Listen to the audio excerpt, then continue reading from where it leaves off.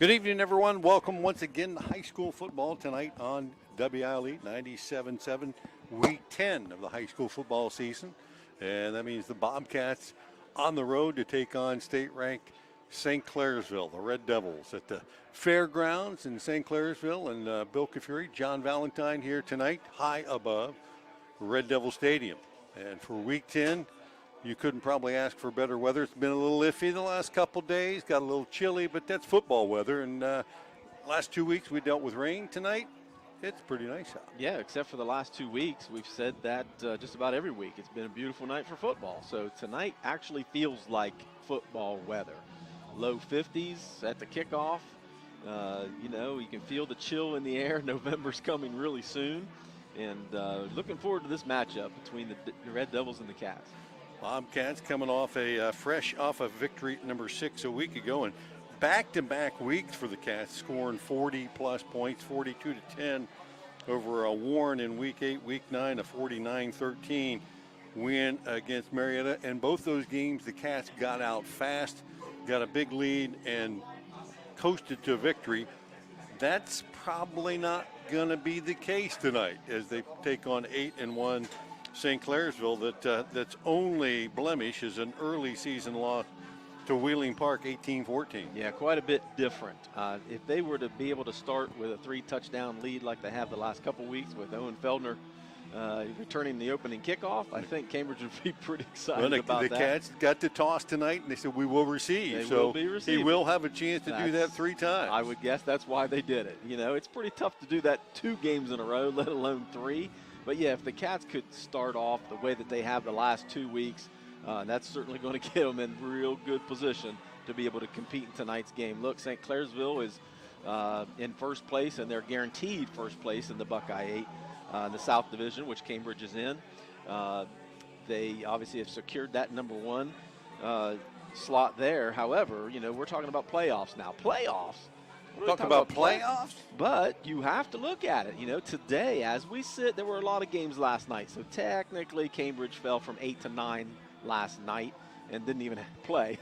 But technically, the Cats are sitting in the 9th spot, and St. Clairsville sitting in the 2 spot. Look, man, I've been crunching numbers like crazy all week and looking all over the place. And not selling a thing. No, not working a bit all week. And, technically speaking, this is the Cats' toughest game of the season. Yep. And there's a lot on the line, and if the Cats could pull off a W tonight, they have an opportunity to sneak all the way up into that 4 spot, not only hosting the game, but opportunity to host 2 games, which would be really nice. Now, the Cats take an L tonight. Most likely they're not going to fall real far, but they might get down to that 10-11 spot. So there's a lot on the line tonight for Cambridge. Yeah, there's really no doubt that the Bobcats will be playing in the postseason. The question is against who and where. That's correct. Is the biggest part of that, and by the end of tonight, we'll probably know most of that. That you take care of business and going up against a Red Devil team that for several years now has just been on a roll. They made it into I believe the regional finals a year ago, and they've got a lot of those guys back, a lot of seniors on this team for senior night tonight. They've got good quarterback, good running back, good defense, and probably the best of any of that is they have a really good line up front. Yeah, real good line up front, which they have for the last several years. Where they find these guys just blows my mind. And a recent Buckeye commit. And a recent Buckeye commit for sure. But Avery Henry, 6'7", 305. And he is all of that, too. And he's actually put in a lot of work over the last year to get his body in shape for that D1 level. He's lost about 50 pounds, if you can believe that. And some of us have seen him play for a long time. And he is the real deal. And so Ohio State was here last week watching him. They made him an offer a couple days later. So he's a good player. But, they have Javon Lyons last year signed with Bowling Green. So they've had a pretty good string. And if you look at their starting lineups up front, they are big and they are aggressive. And you can see why they're having a lot of success. Yeah, and they got good personnel at the skilled positions to go with that. Seasoned quarterback in Drew Sefcik. He is everything you want as a quarterback there in terms of being a leader. He can throw, he can run, and what he has to do most of the time, he can hand off. And he's got a couple of pretty good guys there to do that with. And pretty much Jacob Jordan will be the name you'll hear a lot of. He's not very big. Jordan goes 5'7", 170, but behind that big line, he's one of those guys you don't see until he's on you. Right. And he runs hard. He's very fast. And I think a week ago he went over the 1,000-yard mark with a 200-yard first half and then didn't play any in the second half. Didn't have to play a lot in the second half, but you're right. He is he's not real big, but he is fast. And he's got a motor that doesn't quit. I've seen him play a lot over the years, even at the youth level, playing youth basketball. He's something down the court. He's, again, not a real big guy, but he is feisty, and he likes to run hard. So the Cats are going to have their hand full with him, let alone. But when you hide him behind some of those big guys that are 6'4", 6'7", my goodness, it's a lot harder to pick up. And Sefcik is a quality quarterback. He's not going to set the world on fire through the air, but he's got some targets to throw to, and he is a good athlete, real good pitcher on St. Clairsville's baseball team as well. And you'll see tonight, too, he can actually run, too. So don't think that he's just out there to hand the ball off to Jordan. He can move himself a little bit, too, and he's helping the Red Devils this year. But Jordan, 16 touchdowns on the ground and over 1,000 yards, as you mentioned. He is certainly their go-to guy at the receiver spot. You're going to hear the name Oberdick quite a bit. He is getting some looks at the D3, D2 level. He wants to kick and play college football. He's also the return guy as well. He's pretty darn athletic, and he's having a heck of a season too, with over 600 yards through the air and 9 touchdowns. So he's going to be their spark plug in the return game and through the air as well. And for the Bobcats tonight, they have played better as the season has gone on. And, you know, a couple of common opponents, obviously being in the same league, same division. Martins Ferry played against St. Clairsville week 4, 56-6. St. Clairsville with the W there. The Bobcats a 23-0 win at Ferry that week. And, of course, the Bel Air game that a lot of people point to, 28-16, St. Clairsville over Bel Air. And for the Bobcats, that was a loss on the Saturday afternoon. 45-14. Probably those two is as good as matchups as we can give in comparison. But, you know, not to say Cambridge doesn't have a chance tonight, but they're going to have to play very well, eliminate penalties, eliminate mistakes. And a couple of those have still been bothering them lately, the penalty bug especially. They've handled the ball pretty cleanly, but they've also got to find a way to keep St. Clairsville's offense off the field. Yeah, that's basically a perfect summary. Cambridge has to play mistake-free football, not turn the ball over, limit the penalties, and play pretty good defense. Keep them out of the end zone as much as possible. Simple task. Very easy to do, right? Yeah. I mean, easy on paper, but certainly easier to say than to do. But that's really the Cats' recipe for a win tonight. Bobcats and the Red Devils coming up here from Red Devil Stadium. We'll take a break and be back right after this.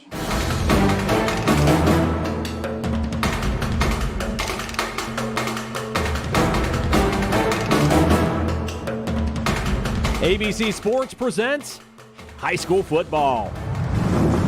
Tonight's game is brought to you by Whitesides of St. Clairsville, Rumor Loudon, Doan Ford, West 40 Auto Sales, WB Green Insurance, Abel's Electric Heating and Cooling, Southeastern Med, Patrons Buckeye Mutual Insurance, Valentine Insurance, Mass Tire, Papa John's Pizza of Cambridge, and Car Anto Insurance.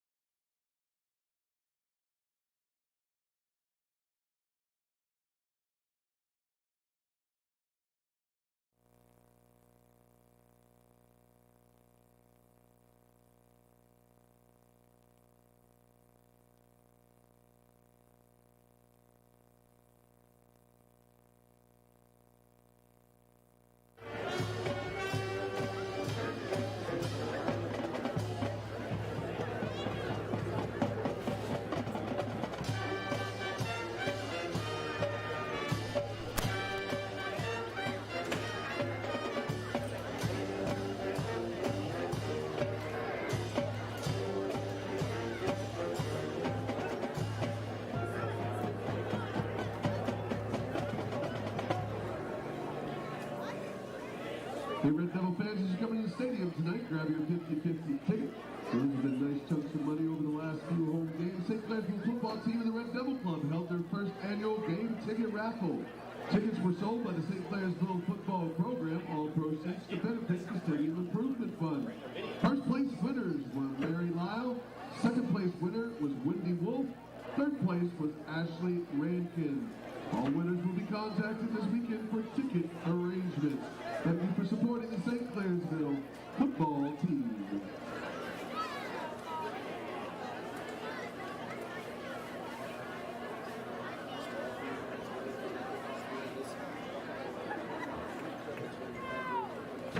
Tonight's officials for the contest: referee Charles Meineke-Meyer, sorry about that. Umpire Bruce Dunn.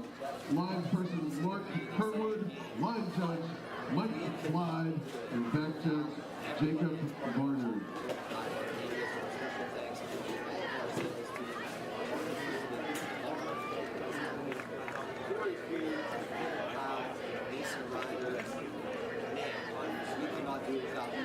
Especially with the broadcast difficulties that we have. So we do the storm blowing in here and these guys just do a fantastic job.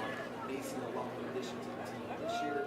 Kevin also in a new role as well, so he can pitch hit on the weekends. But yeah, we cannot do it without a fantastic team. Shout out to those guys for helping us all season long. And problems taken care of. Also, thank you to the fans listening in every single week and letting us do the things that we love to do and their broadcasters on the page.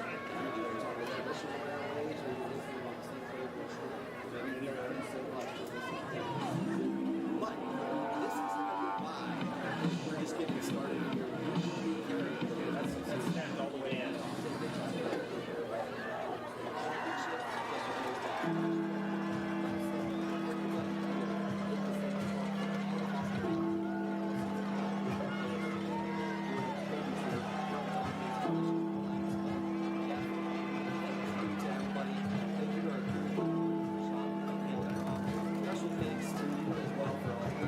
Talking straight into Like I said, make sure we thank everybody that has made this day possible. Red Devil fans, young and old, it's time to rise to your feet. It's time to make some noise for the Red Devil Home Devil Prize. St. Power, pursuit of excellence and a love for team and everything red and gray. It's time for some Friday night Red Devil football.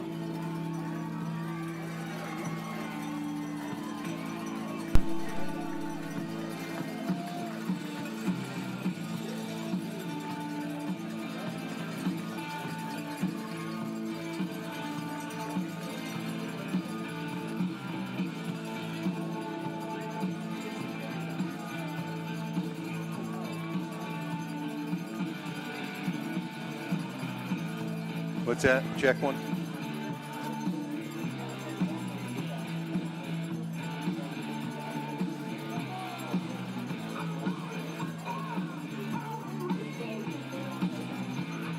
Make some noise for your Red.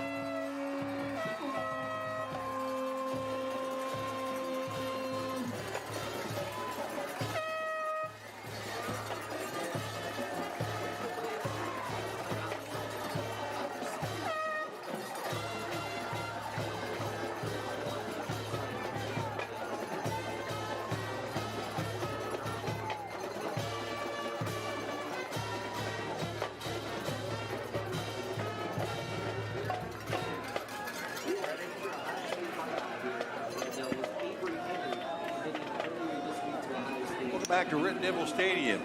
Pregame continues here as the Bobcats taking on St. Clairsville tonight. Cats have won the toss, elected to receive. Our pregame tonight brought to you by Mass Tire in Pleasant City.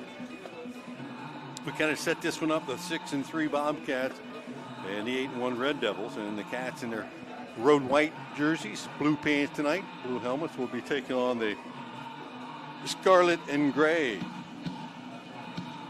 Red Devils, mostly gray tonight in all home gray uniforms and silver helmets. Gray on gray. Gray on gray. Back deep for the Bobcats. So we're still having some technical difficulties. Having some technical difficulties on the On the streaming side, we're okay. On the radio side, That's correct. some issues with our audio. So hopefully you have joined us on the streaming side on YRP TV and maybe even on Facebook, huh? Yeah, it is on Facebook as well. That's the best way to view and listen tonight. Valentine Insurance kickoff coming up. Lucas Otto to do the chore for St. Clairsville. He approaches, booms this one short, right side, taken by one of the Bobcats up backs. And that's Trey Stotsberry who gets it out across the 30 near the 35-yard line. Bobcats' first possession of the night there. We'll work on our technical problems as the game goes on. Hopefully we'll have that solved for you. But we're going to continue streaming here from Red Devil Stadium. First drive of the night's been pretty good for the Bobcats the last few weeks. Yeah, last few weeks and really early in the season, they put together opening drive scores as well. So real important for Cambridge to get off to a good start tonight. Cats will start at their own 33. 3 wides to the short side. That's the left. Handoff straight ahead. Kenworthy pops his way through as he has done a lot this second half of the season. Caden Kenworthy, the leading rusher and receiver for the Bobcats, picks up about 4 on that first down carry. Yeah, Kenworthy on the season, 655 yards, 9 TDs on the ground. Cats will go 2 by 2 on 2nd and 6. Kenworthy offset to the right side, back to pass Moore. Out in the left flat, has his man Ogle, caught it, then they'll call it incomplete as he got drilled. A couple of DBs came up on him hard there, one of those Colin Oberdick, and separated him from the ball, and it will be 3rd down and 6. And he had to go up in the air high and exposed himself a little bit on that one. He did. He had to go up high, but he did come down with it. Just credit the defense there for making a good hit to be able to jar it loose. 1 by 3 set for the Cats this time. 3 bunch to the right. Moore takes it, hands it off. Kenworthy pops it through into the secondary. First down and then some near midfield. Caden Kenworthy with a first down, brought to you by WB Green Insurance. Cats moved the sticks in their first drive, and he was a guy away that time from taking it all the way. Yeah, he was trying to get shake that defender off to try to get a few extra, but yeah, there was nobody back deep. Guys again try Kenworthy up the middle. Not much going this time for the Cats as they scooted a yard or 2, but into St. C territory. It will be 2nd and about 8. So I hear that you can hear us on the radio, but not on the video, is what everybody's saying. Okay. So we're there now. I'm glad you got feedback. All I'm doing is talking and watching football. Moore back to pass, looks to the left flat, has his man, and that's going to be completed. Out in that left flat, Bo Stotsberry hauling it in just shy of the line to gain. And in a situation like this, playing against a team of this caliber, I'm sure the Cats are probably thinking this is 2 downs to pick up 2 yards. Yeah, I think Cats are going to be pretty much going for it as much as they can all night long. 3 wide to the right, 2 to the left in a 1 back set. That is the quarterback Moore. 3rd and short. Takes the snap, drops back, looks to pass. Now looking to run, scrambles, and he'll get it forward back to the original line of scrimmage. I think he was initially intending quarterback draw. Yeah, right. St. Clairsville brought blitz, and there was no place for him to draw. Yeah, I was about to say watch for the draw here because I think it's coming, and I think that was certainly what the play design was. And Cats lost a yard. It's going to be 4th and 2. Kenworthy shifts back into the backfield. 4th and short, and rolling to his right, Moore, and it will be the short punt as he scoots it down inside the 15 and scooches out of bounds about the 8. So guys look like they might run a play there, and we've seen them do that all year. That rugby-style punt, and that time electing to do that rather than try to pick up the first down. Are you surprised by that? Well, yeah, actually I am surprised because I just said they're going to be going for it all night long. So 4th and 2, and they elect not to. But he did look. I mean, he looked for a running lane, didn't see it, and kicked it away. But nothing wrong with putting your opponent at a starting position at the 8-yard line. So the Red Devils send out the offense, and they 2-platoon just about as much as anybody possibly can. And in the backfield, Sefcik along with Jacob Jordan, and they'll spread the field a short bunch formation to the right side. Jordan in the pistol set. Snap, Sefcik will follow Jordan ahead, and he'll get a short gain off the left side maybe back to the line of scrimmage. Yeah, it looks like he lost a yard. Yeah, Cats got penetration. That time it looked like Trey Stotsberry may have gotten in there. Yanked him down for a loss of 1. Honest here, that's not a bad play call, honestly. Right back to the line of scrimmage. He's been extremely good with his quarterback runs. Come the Devils, and they'll spread the field a little bit. 2 receivers will shift out to the right. Now Jordan steps up in the slot that way as well. Jordan actually coming out here as a receiver. Westlake and Starks on the near They'll side. check the wristband Far side. and get set to go. Sefcik takes the snap back to pass. Looks down the middle of the field, fires it deep. Jump ball and over the head of everyone. And the Devils had a couple of receivers deep covering for the Bobcats, Davian Jeffrey. But they had a guy streaking down the sideline. I'm not sure that Jeffrey was trying to split the 2 men. Yeah. In Well, turn 2. Thankfully, they didn't get the outside guy. I don't know if Sefcik could have got it that far. But, yeah, good defense by Jeffrey. He played both guys. 5 wide set. Cats looking at man-to-man on the outside. Sefcik by himself in the backfield, 3rd and 11 from his own 7-yard line. I've been told that on YouTube they can hear and see us now. Hey, that's a win-win for us. Thanks, Coach Bartlett. Sefcik back to pass, looking up the seam, has his man tight end right down the seam that time for a first down. And that was complete. Checking the number 15, Yeah. that's Carson Woodford. Numbers aren't real easy to see. No, they are not. The red on the gray, and takes them 3 down because they'll get it out of the shadow of the goalpost out to the 25. Bobcats spread out wide that time defensively and give up the seam to the inside. 1st and 10. They'll stay in the 5 wide set. And again, Sefcik back to pass. Lots of time. And now shuffling around in the pocket, fires one deep down the middle of the field, has a man wide open, 2 of them as a matter of fact, and overthrew his intended receiver. And that was Colin Oberdick. Yeah, Oberdick, you can't lose sight of him, number 1, for goodness sakes. I know there was a lot of stuff going on in the backfield, and Sefcik was running everywhere. But as a defender, you have to know where those receivers are, number 1. Yeah, the Cats gave up on a couple of them. Starks was deep and alone as well. So now 2nd and 10, and the Devils again looking at a 5 wide situation as they check the sideline for the play call. Go to the armbands and now set to go. Sefcik looking right, fires it in the seam and in and out of the hands of his intended receiver Oberdick, and that will fall incomplete. Good coverage that time by the Bobcats. Had coverage underneath and over the top. Valentine there as well as Stotsberry, and it will be 3rd and 10. Kind of surprising that St. Clair's was just coming out and throwing the ball all over the place. I mean, I know They love to run the ball. They haven't done it much. Well, they haven't had to do it yet, but, you know, I would guess as the game goes on, they're going to start using that a little more often. 3rd and long, staying 5 wide here. And this, you know, may be something they intended to work on, thinking postseason, we got to throw the ball. Let's start doing it some. Right. 5 wide. Sefcik drops the snap, rolling to his right, fires it late and in and out of the hands of Oberdick. And one of the defenders for the Cats might have been Trey Stotsberry, might have got a finger on that one, tapped it away. And it will be 4th down for St. Clairsville. Yeah, he did have him open, but Stotsberry was able to get up and get his hands on it. Yeah, the fumbled snap kind of threw the timing off of the entire play. Yep. So the Bobcats drop 2 back to return. And Jeffrey and Feldner. And on in punt formation, Sefcik, who does just a little bit of everything. Yeah, he's a good athlete for St. Clairsville. Again, he's a big-time pitcher for him as well. Good snap, steps into it, boots one long, and driving Jeffrey back as he fumbled it, and then it's covered up by one of the Cat blockers, and actually Feldner, who got over there and covered that one up. Near disastrous.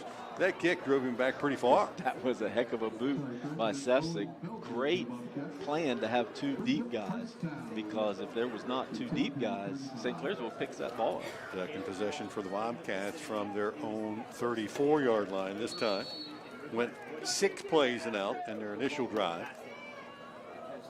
And we'll come out here again. Kenworthy in the backfield with more. 3 wides, 2 to the right, check that, and 2 to the left. 1st and 10. St. C showing blitz from the outside. They're not coming. And Moore throws it out in the right flat low, but is that a catch? Yeah, Feldner right at the shoe tips pulls it up off the turf, and the Bobcats move the sticks for a first down. Brought to you by WB Green Insurance. Well, I would never second guess an official, but man, that looked like it bounced from up here, didn't it? We're a long way away, partner. That's right. A long way away. First and 10 from the 46. Again, 2-by-2. Moore rolls to his left. That ball tipped up in the air and caught by Moore. He should have just batted that thing back to the ground, but he tried to flip it out in the left flat and the run pass option and get it out to Kenworthy. That ball got tipped up in the air, and Moore, I guess, heads up, went and caught it, but he could have been more heads up and just knocked it to the ground. Right, that would have been the better solution for sure. Loss of 7 on the play for the Bobcats. Now 2nd and 17. 3 wide to the right, 1 to the left. Moore checks the defense out. 4-man rush. Here comes number 5. Moore fires it into the right flat and in and out of the hands of his intended receiver, Jake Valentine. Would have got 7 or 8 back, but instead the incompletion makes it 3rd and 17. 7:01 first period, no score in the early stages of this one. Well, St. Clairsville's getting a lot of pressure on Caden Moore, but those short, quick passes are going to be the most efficient for Cambridge to be able to complete. 2 playoff-bound teams. Now the Devils are showing a 3-man rush, possibly a 4th from the edge. Kenworthy blocks in the backfield, offset to the right of Moore. Takes the snap, looks to his right, just 3 coming, flips it to Kenworthy, has it at the 40, 45, puts a move on, and then loses his footing out near the 47-yard line. So the Cats well short of the line to gain. Got back to near the original line of scrimmage, maybe a yard more, and then we'll face a 4th down in a punting situation. St. Clairsville coming up from his position, just making nice, short-fitting shoestring tackles. Oberdick back deep to receive Valentine's punt. He stands Valentine inside the 35. Good snap. He'll step into it. High floating kick that Oberdick will let hit the ground, and it takes a Red Devil bounce before the Bobcats will finally down it near the 30-yard line. So 6:21 remains here in the opening period. Neither scoreboard has moved off 0 yet. And the Devils come on for their 2nd chance offensively of the night. Much better field position this time than they had before. Yeah, and I'm sure that they're going to try to get Jordan involved in the game here. Yeah, he's in the pistol set here. They're still checking the sideline, but I imagine they're going to the line where it says run the ball.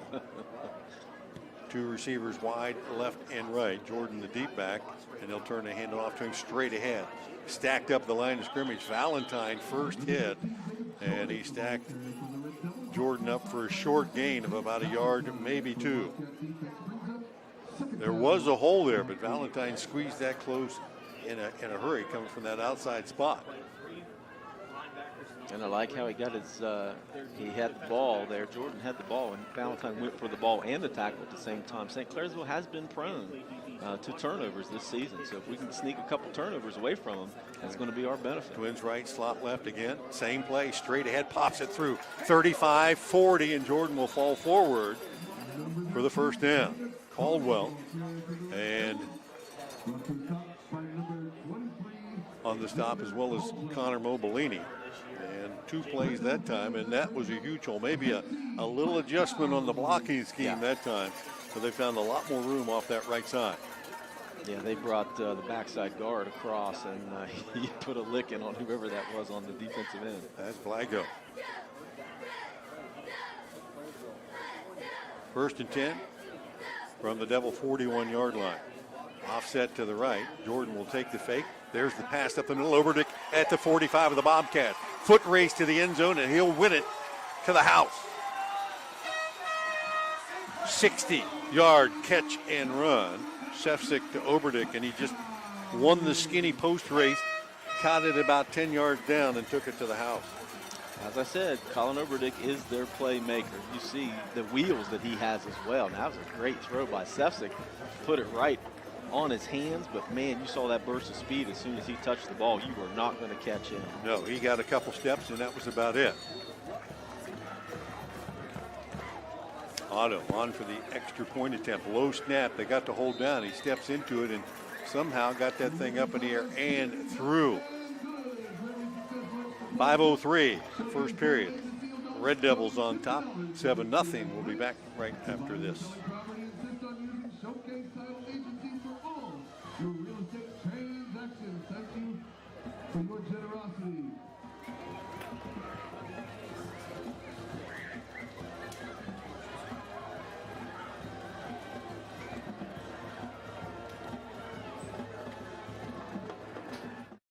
Or call or text Jim Ansel at 740-995-3244 for a free quote. Car and Anto Insurance. You're covered with us.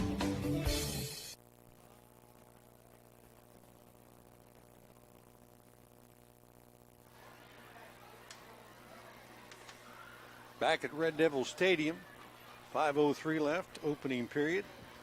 Red Devils used 4 plays to go 70 yards, and the first score of the night with the extra point, and now Valentine Insurance kickoff coming up. Our scoreboard's brought to you tonight by Schaefer Insurance in downtown Cambridge, and here comes Otto again. He'll boot this one long and deep. Feldner will take it at the 11, drop it, pick it back up. 15-20, out to the 25, and he gets rocked. A wall of gray jerseys brought him down just shy of the 25-yard line, and the Cats now find themselves down a score with 4:58 to go, still in this opening period. Well, you see the explosiveness of the Red Devils offense. That look, they ran the ball 3 plays in a row. They make you think that you're going to come in and they're going to run the ball every time. There's a great play fake, one-on-one coverage on that post to Oberdick. That's tough to defend. Cats' third possession here this first period. They'll go 5 wide, 3 to the right for Moore from his own 25. Back to pass, flushed from the pocket, slips up the right sideline. He'll tuck it and run and get a couple before he scoots out of bounds out near the 33-yard line. Good decision there by Caden to be able to get what he could get. It's first down. It's not that big a deal. You don't need a first down on every single play. You got 4 plays to get it, right? So pick up your 3 and live to fight another day. Second down, call it 8 as the Cats go 3 by 1 again. 3 to the short side. That's Moore's right side. Takes the snap, goes to Kenworthy straight ahead. He'll have a little bit of a seam and drags defenders with him out across the 30 near the 34. And he'll need a couple more to pick up another Bobcat first down. 4:44 and counting here, the opening period. Kenworthy will head to the sideline. Yeah, lost his helmet there again. They had that issue early in the season, and it seemed to be corrected, and now late here in the year, once again, an issue. And he was pretty lucky there, too, because it popped off when people were still hitting him. Play clock down to 17. Cats will shuffle the field. 3 wides right, 2 to the left. 3rd and 1. Moore takes the snap, back to pass. Now the quarterback draw. Has the first down and then some. Across the 40 out to near the 42. That opened up the way he intended it for earlier. Yep. And the Bobcats' 3rd first down of the night, brought to you by WB Green Insurance. Cats need to sustain something here, and as they do that, obviously, keeping the ball away from the Red Devils and their explosive offense. That's exactly right, and that's the main goal here. Keep mixing up the pass and the run. You can see that St. Clairsville is still kind of guessing. They don't quite know who to key on so far. Kenworthy back in, takes the handoff right side and drags a couple more gray jerseys out near the 45. That'll give him 3, maybe 4 on that first down carry. And you can live with that. Yeah, absolutely. Pretty consistently. Are you kidding? Yeah, I'll take 4 every time, especially on first down. Kenworthy's 5th rush for 29 yards so far for the Cats. Cats will flip the formation. 3 wide to the right. Kenworthy in the slot to the left side. And now checks back into the backfield on the jet sweep. Takes the handoff, and there is absolutely nothing there. As the Devils defense was waiting for him to cut it up the field, and he got back to the line of scrimmage. Maybe not a whole lot more than that. Good defense on the outside that time. Yeah. Running stout. And you know, you don't really know how much difference it makes when you only got to go one way. You got a lot of energy to play one way of football if that's all you're doing, defense or offense. Yeah, Red Devils have a big roster, so they got plenty of guys to go through. 3rd and long, more rolls to the left. Gets to the outside, plenty of time now. Steps back to his right, decides to run it, and that was a decision made too late as he'll come up short of where he needed to get. He wanted to get to the 49 of the Devils, got to his own 49, and that was about it. Drew Jozic on the bottom of that pile. And the Bobcats facing fourth and a yard and a half, maybe 2. And again, they'll line up in that offensive set where they get the option to rugby kick it, run it, or throw it. And that's usually left up to the quarterback more. He'll take the snap, look to his right, hand it off. Kenworthy hit in the backfield. Bobcats gamble and lose this time. A couple of yards, and they'll turn the ball over. Yeah, lose and big again, time. Brennan Stout in there for the stop. And the Cats turn it over on downs in their own territory. And the Blue Devils will take over to Cambridge 47, leading 7-0 and 2:16 left here in the first period. Cats better come up with a stop here after not being able to push forward on that 4th down play from midfield even. Now you don't want to get behind by a lot early. As the Devils offense on the field checking their wristband. And to the line of scrimmage. Jordan, the deep back. Play action again. And Sefcik again looking deep down the right side, has a man and just off the hands of an open receiver heading down that sideline, and looked like Tyson Pastor. Wow. Was that 40? It's hard for me to see those numbers. I hear you. Yes, but you know, the Red Devils have dropped 2 wide open balls. Yeah, that's a so touchdown far. if he catches it. Oh, He that has was the beautiful Bobcats touch. beat down the sideline. Absolutely, that was a beautiful touch there by Sefcik. He had one-on-one coverage, and his man was 3 yards beyond the defender. So 2nd and 10. Hey, you get the ball back, you take a shot, right? Sure, well, 1st down in midfield. Why wouldn't you? You're in 4-down territory pretty much already. And a handoff straight ahead. Jordan finds a hole and squeezes through into the secondary. Down near the 40-yard line. And it helps to have a backup playing like that. When you got Jordan back there that can get 7 yards a pop as your fallback, that's a pretty good option. 3rd down, call it 3 from the Bobcat 40-yard line for the Red Devils, leading 7-0 down to 1:40 and counting. In the pistol set again. Jordan, the deep back. Sefcik as the Cats bring the heat.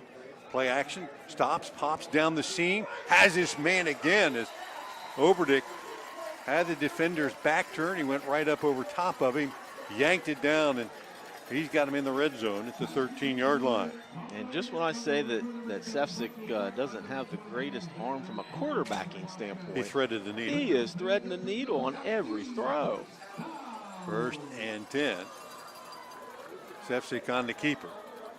To the 10, to the 5, stretches to the zone, and he's got it for the touchdown. 4 plays, another TD. This one just 47 yards, and Sefcik does it himself from 13 out. Well, as I said, don't forget about Sefcik. He'll run the ball. He's built pretty well for a quarterback, big enough to be able to take some hits, and he's not afraid to run the ball. Otto on for the extra point attempt. After a bad snap, got the first one through. Good snap this time, hold down, and this kick is up, and it is good. 14-0. Red Devils extending their lead. We'll be back right after this. It's game night. Let Papa John's Pizza on Southgate Parkway feed your team after the game. Hey, this is Shannon. You can create your pizza with all your favorite toppings, or pick one of our specialty pizzas like the Super Hawaiian, the Philly Cheesesteak, the Works, or the Fiery Buffalo Chicken. Don't forget we also have chicken poppers, wings, breadsticks, and cheese sticks too. Call 740-439-PAPA. That's 439-7272, or order from your phone at papajohns.com.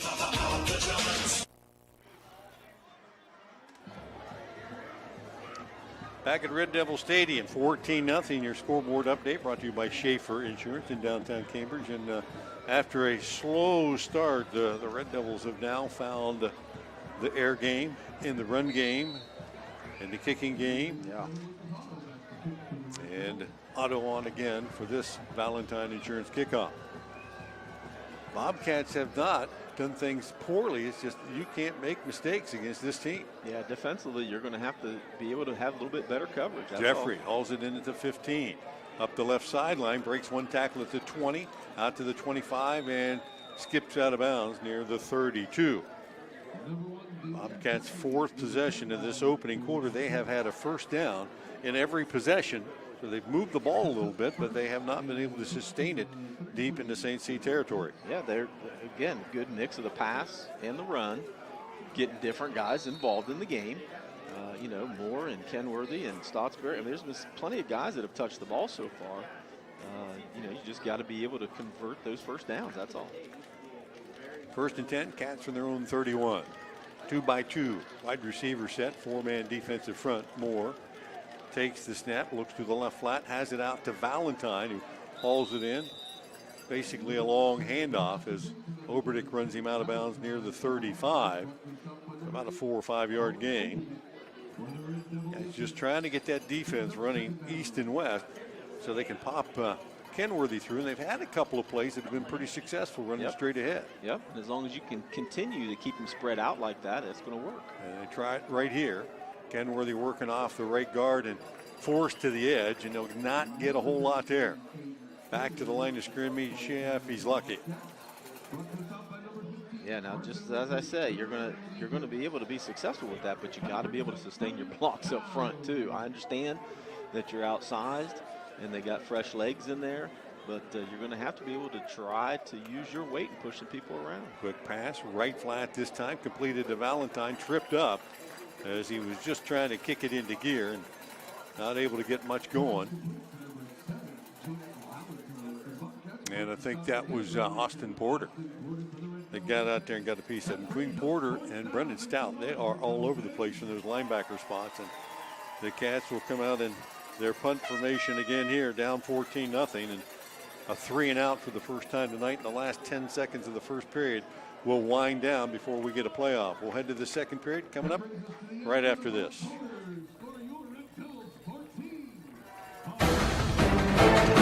And time now for the City Tire Pros Scoreboard Show. Week number 10 is underway. Lots of scores to pass along. Meadowbrook leading West Muskingum. They're in the second quarter now. Colts 13-7. Buckeye Trail out on top of Newcomerstown. That's a 20-7 score right now. They're in the second quarter. Barnesville leading Union Local 6-0. They're in the second. Shadyside on top of Monroe Central. It's 8-6. Shadyside Tigers in the second quarter.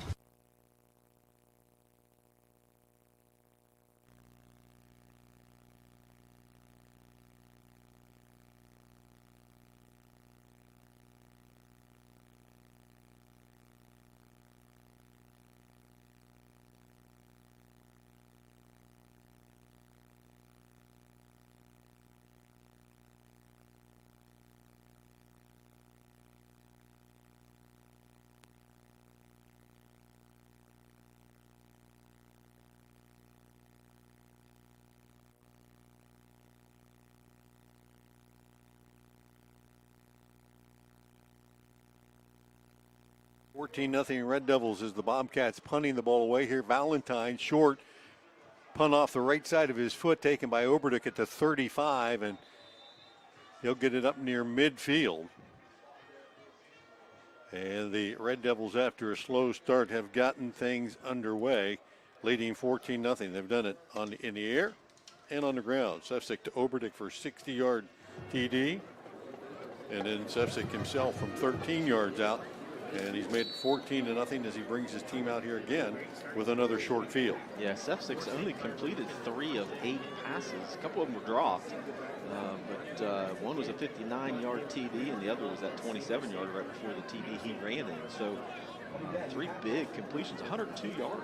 And they really haven't fed the ball much to their leading ground gainer. And Jacob Jordan, he's offset to the left. And we'll take the handoff this time off the right tackle and pop it through and into the secondary for about a 9, almost 10-yard gain. He was not touched until he came down there after a 9-yard gain. Yeah, 4th rush for 26 yards for Jordan. That was his biggest gainer there for 9. Big hole off the right side as the Bobcats employing a 3-down man set here. And the Red Devil looking at a 4-wide receiver set. Well, and it's a delicate balance, right? I mean, yeah. They've burnt you so many times already on defense. You got to sink and back. A flag comes in for the umpire as Did the center pick the ball up and move it? I would have to guess that's what it was. And one of the offensive linemen comes to the sideline. He's waving it off. He was just trying to get somebody's attention. That's Balgo. Balgo had to come out of the game for some reason. Big fella. Yeah, pretty athletic family, 6'1", too. 265. Brother Will just graduated last year playing baseball at Ashland University. Jason Davenport comes in, 6'1", 245. Back to pass. Sefcik fires it out in the right flat. And a high reaching grab. Jason Starks goes up, pulls it down, moves the sticks. Red Devil first down. Starks seldom used. Of course, when you got Oberdick.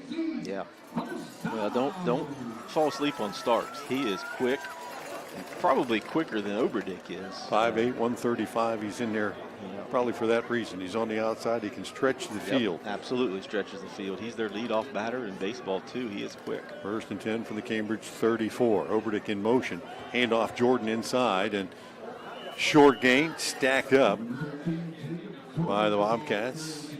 Kenworthy. And it looked like Capehart in there for the Cats. 2-yard gain for Jordan, who had a big game a week ago, going over 1,000 yards as he rushed for 200 yards and 3 touchdowns in the first half. Tonight, they haven't gone to that well very often yet, but there's still 10 minutes left here in the first half. 2nd and 8. Play action. Sefcik again, Oberdick and high and over his head as the Cats, Feldner in coverage that time. Incomplete. And 3rd and 7. And luckily for the Cats, it was overthrown because he had a pretty big cushion there. And he catches that ball, he might split the defense and score on that one. There's no guarantee you're going to come up and tackle him or catch him. No. The Cats with playing him with a huge cushion. Yeah. Bobcats on the outside here. 2 receivers to this side, and they're playing a 15-yard cushion in front of both of them. And I got to believe the coach is going to see that and just start whipping it out here. Sefcik looking that way again, and he completes it. This one to the outside man. That one's Westlake. And he's finally brought down by Valentine inside the 20 for another first down. And again, there's just so much of a cushion that the Cats are giving those guys that they're just going out stopping. And by the time you get there, they've got it and run. All right. Yeah, tough to defend. 1st and 10, just inside the Bobcat 20-yard line with 9:40 and counting left here in the opening half, 14-0. Blue Devils, or check that, Red Devils. We do have Blue Devils, but not on our schedule this year. Not this year. St. Clairsville scoring twice in the first period, looking for number 3 here. Cats showing blitz. Sefcik back to pass, flips it out in the left flat, and Jordan hauls it in, but good defensive coverage that time. Trey Stotsberry hauled him down for a short gain, down to about the 17.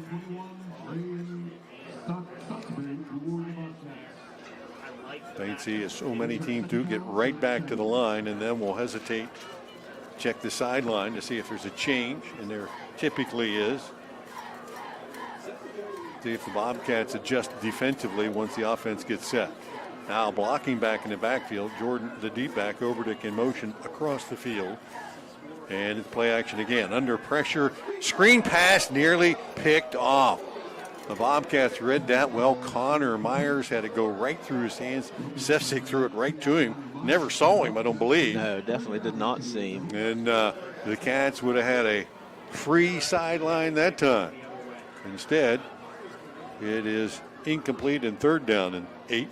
Yeah, I don't know what kind of wheels Tex has, but, buddy, there was nothing but green grass in front of him. He was probably counting the yard stripes there. 4 down territory for St. Clairsville. 2nd and 7. Inside give. Jordan pops it through and to the house. From 16 yards out, Jacob Jordan, the touchdown on the ground. Cats had 1 or 2 guys take a shot at him, but an arm tackle isn't going to bring down that guy. No, as you see, he's low to the ground and he runs hard. He's not afraid of contact either. He split that seam. As you said, a couple Cats had good opportunities to put a lick on him, but he just ran right past him and into the end zone. Otto on for the extra point attempt, and again, he is straight and true. 8:39 left here in the opening half. And the Red Devils have extended their lead 21-0. We'll be back in 30 seconds. Hey, Red Devil fans, we're going to give a quick shout out to this.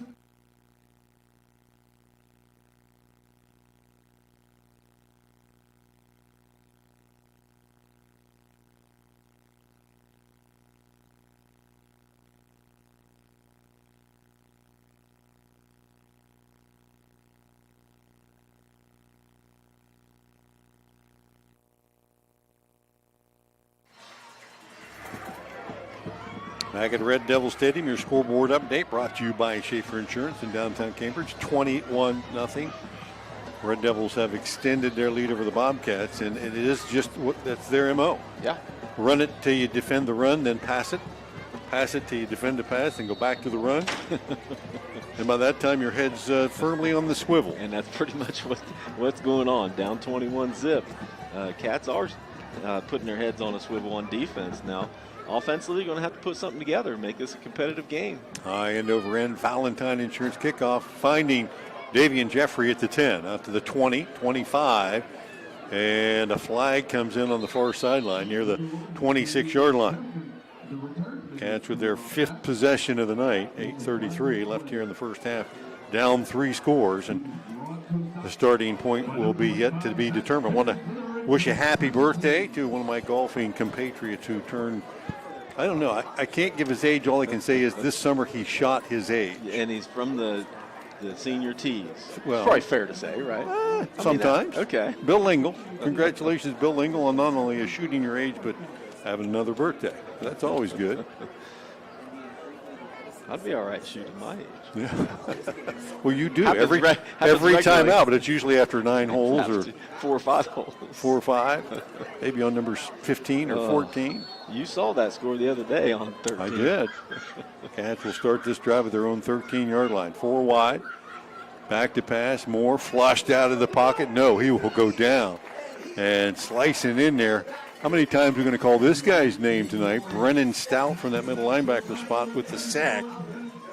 And Moore didn't see him coming and couldn't get out of his way. Loss of about 10. Well, better for Caden to take the sack than to just throw it, try to throw it away and not know where to throw it. I mean, you don't want to get picked off down here inside the 10. You certainly don't want to get sacked either, but certainly better than throwing it away.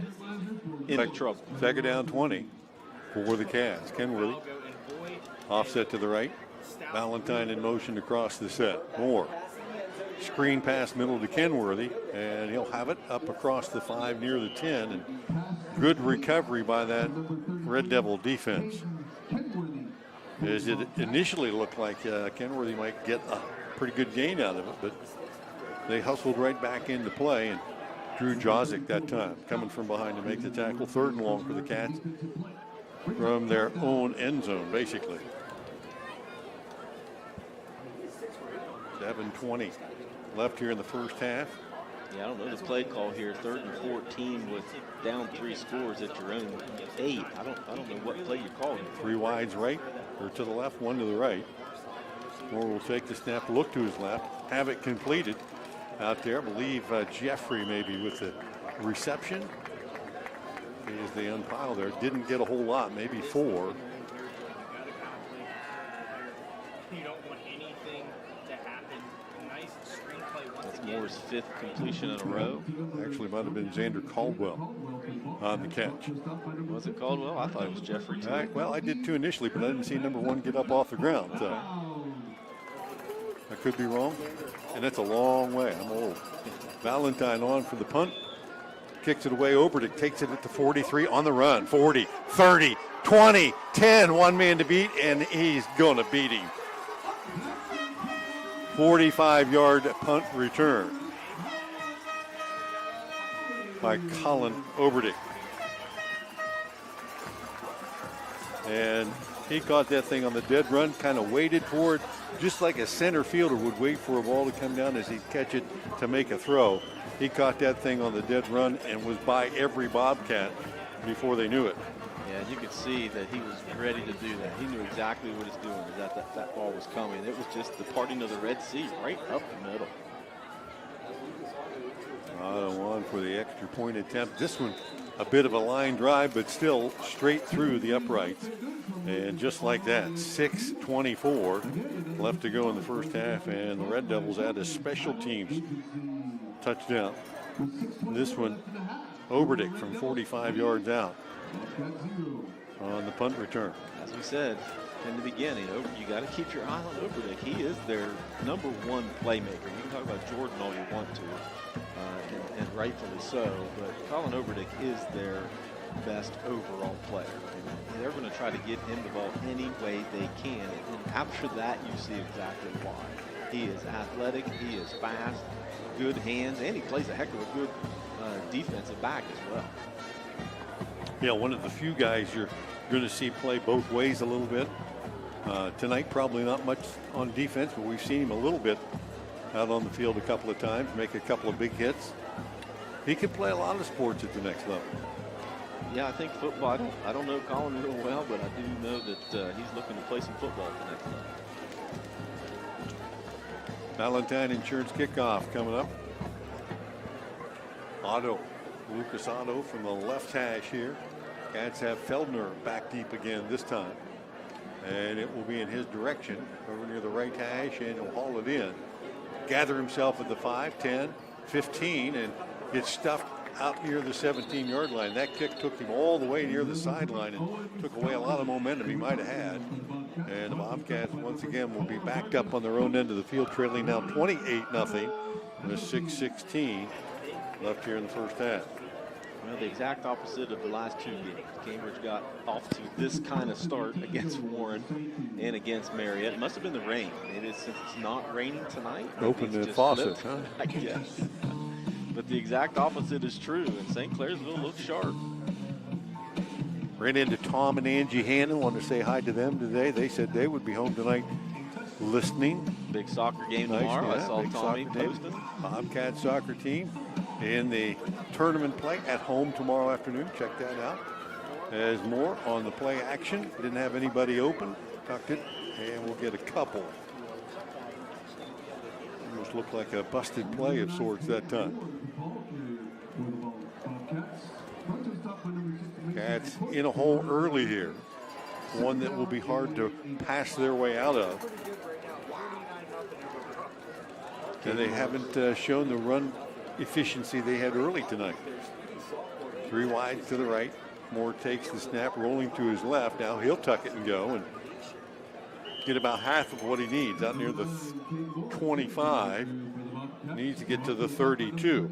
So third and about 3. That's Caden's 7th rush on the night for 16 yards. 5:22 and counting. Done a lot to improve the facility here at St. Clairsville. Big video scoreboard to the left of us. As Moore hands it straight ahead, and Kenworthy stopped at the line. Nothing going in the middle of that line. Cats had some success early in the first period running between the tackles. There was absolutely nothing between the tackles that time. No, definitely not. But, you know, at this point, down 28-0, you would assume that you're going to be going for it. And no, here's a couple of fresh faces coming. J.R. Adams on the stop. Brennan Stout in there again for the Red Devils.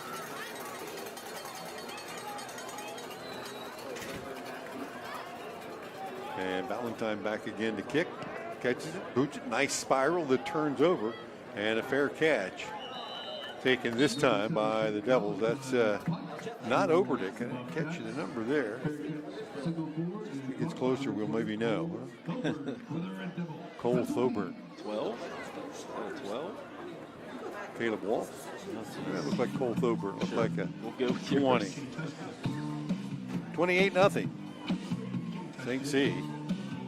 4:28 left to go here in the first half. And the offense trots out again. Trying to add one more before halftime. 39-yard line. Right hash and checking the play call. Sefcik takes the snaps, play action, fake to Jordan, rolling to his left, looks up the field, now fires it late and finds Oberdick as the Bobcat defender put in a tough spot. Do you come up and stop the run or stay back and defend your man? And when you step up, Sefcik, a nice heads-up play, threw it right over the head, and a first down out near the 50-yard line. Bobcat 49, actually. Pickup of about 20 yards.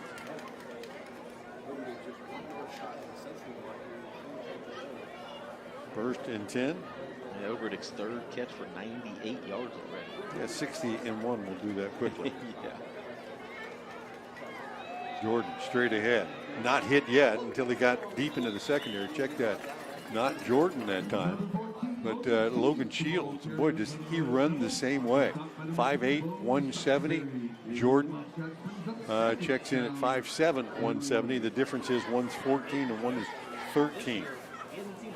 Well, there certainly was no difference with that push the offensive line. No. That hole was huge for Shields to be able to sneak through. 9-yard gain, 2nd and 1.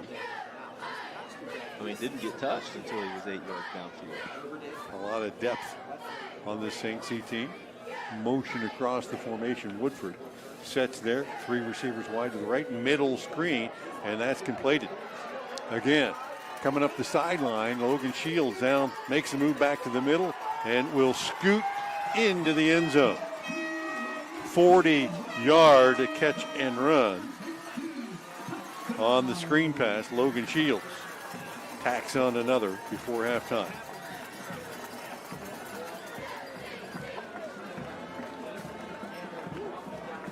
Set up, Bobcats showed blitz that time. They brought extra people, and the screenplay was the perfect play call for that situation. Well, and as you learn as a defensive lineman, if you get through the line that easy, something probably up, right? And it was. Otto again getting a workout here in the first half, tacks on another one, and just like that, it is 35-0 St. Clairsville. 3:07 left in a half. We'll be back right after this.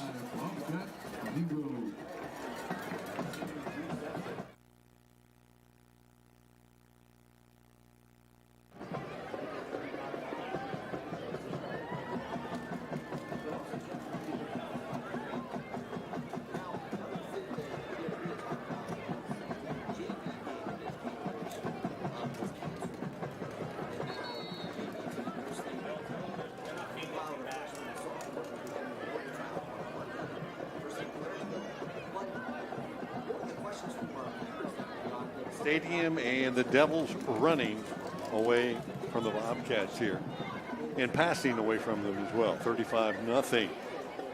Your Schaefer Insurance scoreboard update. A couple of runs for touchdowns, a couple of passes, and a punt return.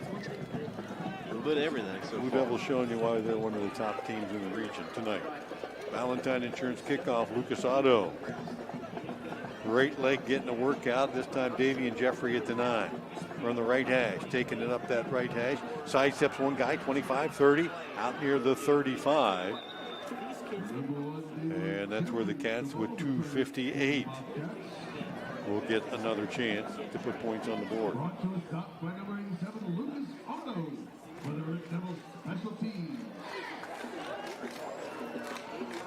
Okay, so down 35-0, 3 minutes to go here in the half. If you're Cambridge,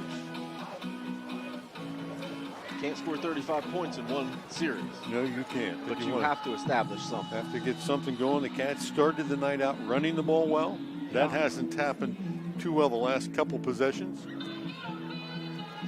Moore hasn't had a lot of time to throw as the Red Devils playing. It looks like a man under with a single guy high deep. Back to pass, Valentine, and throws this one short and nearly picked off. They had a one-man receiver going down deep, I think, in Ogle.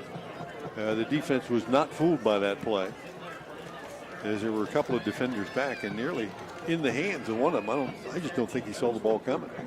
No, he didn't see it coming. And certainly never thought it would be there. That's just, it's a tough class to throw when you're going to your left. Going to your left, got to get set. You're not deep enough to get going towards the line of scrimmage. That's tough to do, but he didn't need to throw it anyway. Nobody was open. Moore Run pass option to the right, gets it to the 40 and across the 40-yard line where he's shoved out of bounds. Cole Thoburn on the stops. Moore picked up about 6 or 7, giving the Cats an opportunity here to pick up a first down. First period, the Cats had first downs in their first 3 possessions of the night, have not had one since the early going. And it will go 5 wide here. Moore defensive man front as Moore drops back to pass, fires it in the flat, has his man, and Ogle goes up high, pulls it down, and that should move the sticks. Thoburn again on their coverage, and the Cats will have a WD Green Insurance first down. Great catch there by Devin Ogle, be able to hang on to it. He had to go up high to get it, and he got hit pretty good as well. As you saw in the first quarter, the same situation happened with Devin, and got hit on the ball. This time, the defender took his legs out instead. 3 wides left, 1 right. Moore will roll to his left, looks down the field, squares himself, fires it in the flat, and again has a man. This one's Xander Caldwell, and just past the first down marker, should move the sticks again. 13-yard gain that time, and another WB Green Insurance first down. 2:17, clock stop. Cats showing a little tempo here now. Found something that has worked. They'll flip the formation, 3 wide to the right. 1st and 10 from the St. C 40-yard line, or back the pass straight back. Now flushed straight up to 40. Puts a nice move on. 35 down the sideline and inside the 30. Jade Moore, maybe the best move I've seen him made running all year as he got in the open field. Left the defender grasping for air. And it will be the 3rd first down to this drive, all of them courtesy of WB Green Insurance. And the Cats on the move here with 2:08 to go. Still a full complement of timeouts left. Moore with a 5 wide, fires it in the flat again. Has a man, and a flag comes in the secondary as the Cats got the catch. Ogle on the outside, hauled it in. And let's see what the flag is. It's on St. Clairsville. They have too many men on the field. I think so. Declined the penalty. They had 12 and still couldn't stop the Bobcats. Cats still picked up 10.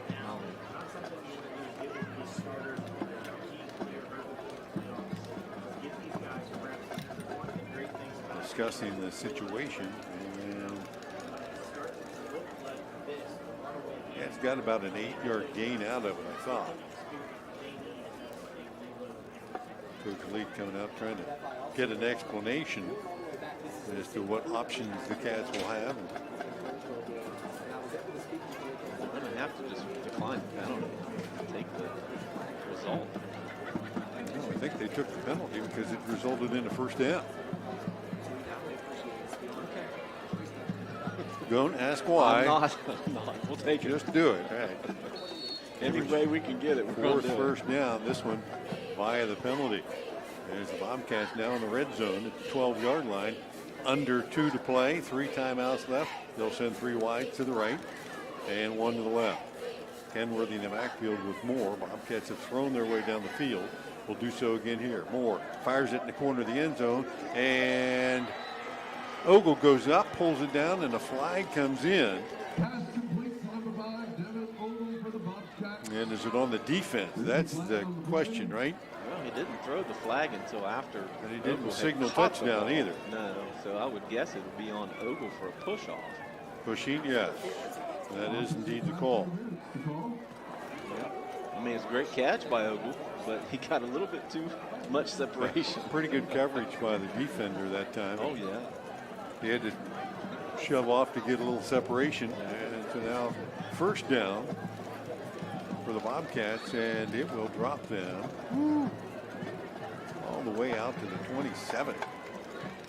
1st and 10. Moore. It's trying to hit Jeffrey on the quick slant inside and threw it high and over his head, incomplete. Stops the clock with 1:35 to go in the half. So the Cats were definitely in scoring position now. Most definitely out of it unless they come up with a big play here. Moore put a little too much mustard, I think, on that one for Jeffrey to be able to handle. 3 wide to the right. Ogle split to the left. Moore again. Steps up. Now he'll take off and run. Blitz defenders in the middle, got it to about the 19. Marcus Bush among those on the stop. And again, how many times tonight have you heard the name Brennan Stout? One more. A lot. Yeah. Great. Third down.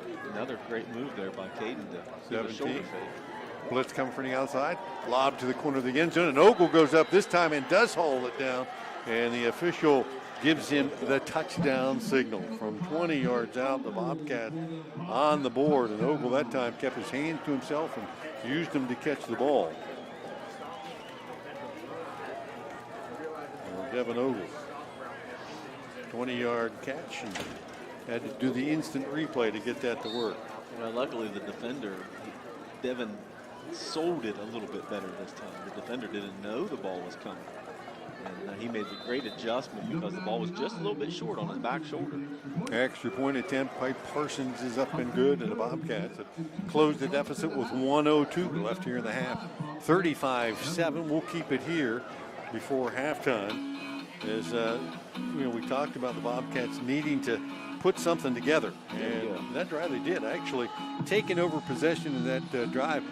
2:58 at your own 35. You used 2 minutes of that basically to drive it 65 yards down the field.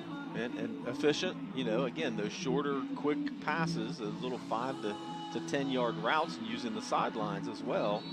And then, of course, the penalty negated the first touchdown by Ogle, but a couple really good moves there by Devin to be able to get some separation there. And then a couple really good moves there by Caden Moore running the ball down the field. Put his foot in the ground, gave a little shoulder fake and a head fake, and I think it was the same guy he juked twice on consecutive runs, one for 15 yards and the last one he had for 8 yards. So good series there by Caden Moore. Back in the day, it said you left some laundry there, but came out of your shoes. Yeah. Now the kids say they're breaking their ankles. Breaking ankles, yeah. Connor Theo on for this Valentine Insurance kickoff from the Bobcats. Their first of this half, now trailing 35-7. Your Schaefer Insurance scoreboard update. Booms this one deep, and the left side, taken at the 10-yard line by Starks, brings it up to the 20, 25, 30, and Trey Stottsbury holds him down at the 37. And 56 seconds left is probably plenty of time for Sefcik and crew. Absolutely. And you better believe that they want to get one more here before the half to start the second half. A lot of these guys haven't played the second half in most of the season. They'd probably like to have another second half off as well, so Liverpool would be pretty aggressive here, but it doesn't look like they're going to. They are in the victory formation with Jake Jordan at deep back, and Sefcik indeed will take the snap, take a knee, and let that clock run down. Might have to do that one more time to get us to halftime. 35-7. Blue Devils score in the first 5 touchdowns of the night. The Cats have tacked one on here at the end of the half. And Sefcik will have to take one more snap to get us to halftime.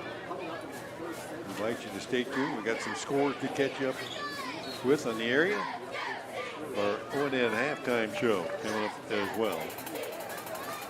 As we'll take that break. Halftime here from Red Devil Stadium in St. Clairsville, leading Cambridge 35-7. Stay tuned. Our halftime show coming up right after these messages. Promises. You've heard them all. Peace of mind, quality insurance products, superior claim service, all at a fair and competitive price. Since 1848, Westfield Insurance has promised to provide excellent insurance coverage for your home, auto, and business. Sharing knowledge, building trust. That is Westfield Insurance's pledge to their customers.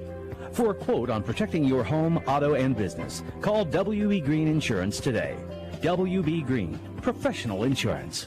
Do you know how much you're really paying for life insurance through work? I can almost guarantee you're overpaying for limited coverage.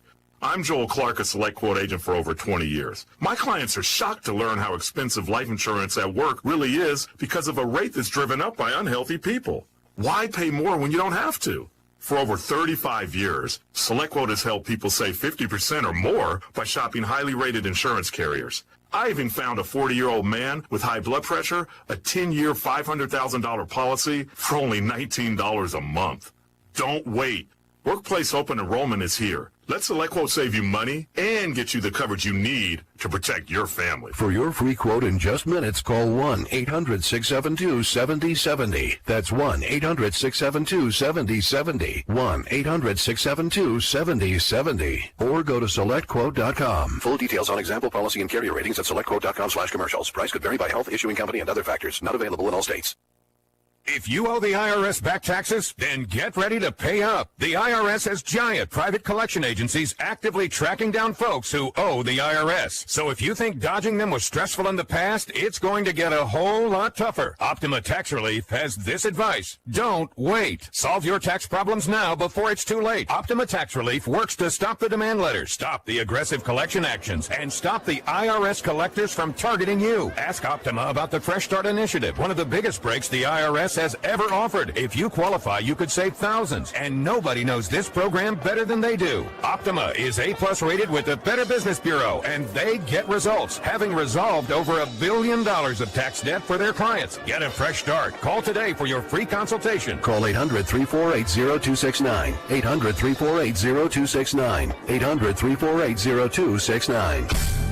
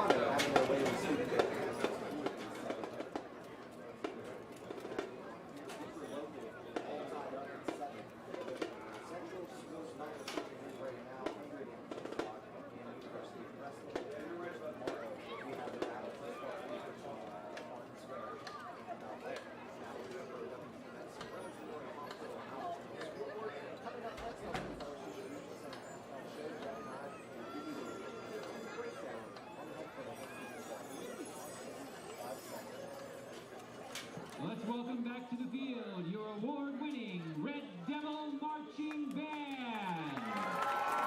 Under the direction of Justin Shortfeather with coordinators Lincoln Weaver, Becca Shortfeather, and Rob McEwen, and led onto the field by drum majors Lynn Lay and Caleb McKeegan. Tonight's performance is brought to you by Chick-fil-A of St. Clairsville. This evening, the band will perform their 2021 competitive show, NOLA 21. And this Saturday evening, the band will be competing in New Philadelphia, Ohio, at the New Philadelphia Field Competition.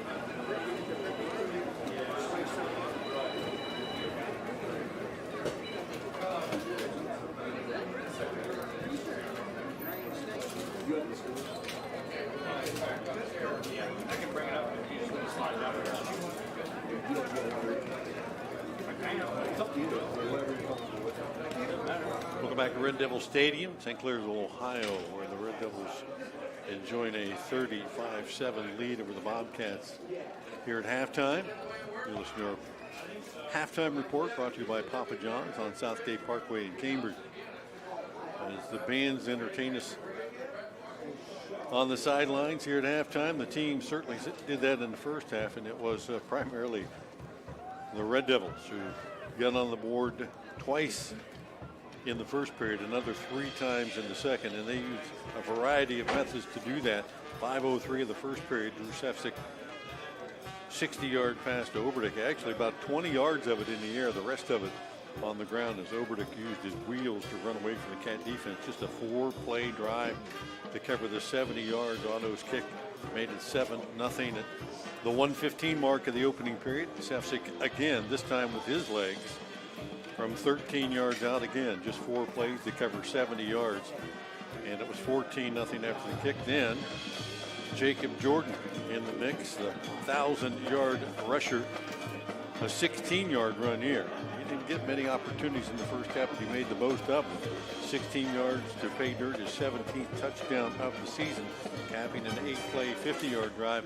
Then Oberdick taking a Bobcat punt, 45 yards to the bank, never touched in that return. And Colin Oberdick adding his second score of the night, this one via the special teams, and Logan Shields, the final St. C score. Took a short pass, left flat, a screen pass from Sefcik, and then scampered 40 yards. Nice, nifty run by him to get it in the end zone. The extra point made it 35-0. The Cats would take the ensuing kickoff and drive 65 yards in 8 plays. And Devin Ogle would haul one in from 20 yards out from Caden Moore. The extra point by Parsons made it 35-7. That's where we stand at halftime. And the Bobcats headed for the playoffs probably with a road game. St. Clairsville headed to the playoffs, no doubt, with a home game and maybe several. Yeah, certainly, top 8, as we've said several times, host. And then, of course, it's better seed after that. But, a couple positives you can take away if you're Cambridge. They did have 73 yards on the ground, actually outpacing St. Clairsville on the ground, which is nice. However, St. Clairsville did have 2 TDs on the ground. But St. Clairsville only 69 yards on the ground in the first half. Cambridge did outrush them. The difference was, though, through the air, Drew Sefcik, 8 for 15 for 178 yards, 2 TDs, and he looked sharp. And some of the balls that were dropped were not his fault. Those were good balls. He threw the ball on the money, looked real good there, and obviously we knew that Colin Oberdick was going to be his main target. 3 catches for 98 yards, and as you said, that punt return came more. By comparison, 11 for 14 for 72 yards, pretty efficient, really, and threw 1 ball to himself even. But he does have that 1 TD to Ogle there, as you mentioned, to kind of end the half. On the ground, Caden Moore, 10 rushes, 45 yards. Caden Kenworthy kind of quiet there, obviously, in that second quarter, 9 rushes for 28 yards. So a couple positives. Cats were moving the ball on the ground. Pretty efficient through the air. Penalties were at a minimum. Only 2 penalties. One on Ogle, which he made up for there late. But St. Clairsville is who we thought they were, as Denny Green would say many years ago. They can run the ball. They can throw the ball. And they are big up front, and I think that's the difference in the game. They're controlling the line of scrimmage quite a bit and giving Sefcik all day to throw and opening up huge holes for Jordan. And then we also had Logan Shields with that 9-yard run, too. Yeah, Bobcats haven't been able to move him off his mark in the backfield. Right. Making him feel any kind of pressure. And up front, they a little slow starting their first drive, but once they got their scheme intact up front, maybe a couple of different changes on how they blocked a couple of plays because of what the Cats were doing. Jordan just popped it through the second level just about every time. And again, you've seen the Cambridge try to adjust, right? At the beginning of the game, St. Clairsville was coming out throwing the ball all over the place. Why were they doing that? Because they were adjusting to what Cambridge was doing. They were playing man coverage. They're bumping and running. No safety help. Let's go one-on-one. We trust our receivers to just throw the ball. Cambridge start backing off a little bit. Oh, okay, now all of a sudden we're going to run the ball. Since you're 15 yards off, we're just going to go ahead and let Jordan run. So St. Clairsville coaching staff doing a good job, obviously, of making those kind of adjustments. Cambridge's just going to have to mix it up a little bit here and there to be able to try to keep Jordan in play, but yet at the same time not be able to have press coverage, because obviously they're showing that they can get their receivers open, and Sessick obviously showed that he could get the ball to them as well. So interesting second half. See how Cambridge comes out. Look, are you going to give up and just get out of here and get back to Cambridge a little bit early? You're going to put up a fight, and I think that knowing these kids and knowing the coaches, Cambridge is going to come out swinging. They're going to try to make a game out of it. Yeah, this is the difference in the caliber of competition from the top of the region to the middle, and then there's another 8 teams that are going to make playoffs below where the Bobcats are up. And many people have argued, and you and I have had several conversations about the expanded playoff format, and is it really necessary to have 16 teams in where you have some teams that are going to make it in with a losing record, 3-7 or 2-8, and still going to make it in, and they're going to play a team of this caliber in round one, and why do that? Why? Right. So, but there's going to be a lot of those 9-10, 8-9, 9-11, where there's teams that you don't know. And there's a lot of those teams in that 11, 12, 13 area that are 5-5 or 6-4 that played a tough schedule that could give some people pretty good ball games. And the reason why for years that it was more exclusive is because of a situation like this. You got a team like St. Clairsville, and then you got a team that's at the bottom of the playoffs. No way that they can compete in certain situations. So you worry about injuries, you worry about kids getting hurt. And so it's a huge difference. And you play devil's advocate and you say, well, in basketball, everybody gets in, right? Well, yeah, everybody gets in basketball, but basketball is 5-on-5, and a lot of times, smaller team, you never know. Somebody could shoot, but you don't have the injury factor. And in games like this, in football, that's a big difference. Baseball, everybody gets in, so it's a little bit different. So that's why it's been a little bit more exclusive company. They're trying to let everybody get in and enjoy the playoffs and that kind of thing, but you got to be smart about it as well. And you can see a huge difference from top to bottom. Absolutely, and in the next couple of weeks, you're probably going to see some of those discrepancies in scores. And St. Clairsville's been putting those kind of scores up all season long, 55-point game. And the Cats on the board tonight. So as we start the second half, it won't be a running clock, but the Red Devils are going to have the first possession as we get things underway. We'll step out from our halftime, brought to you by Papa John's. Can pay a couple bills. We'll be back with the second half kickoff right after these messages.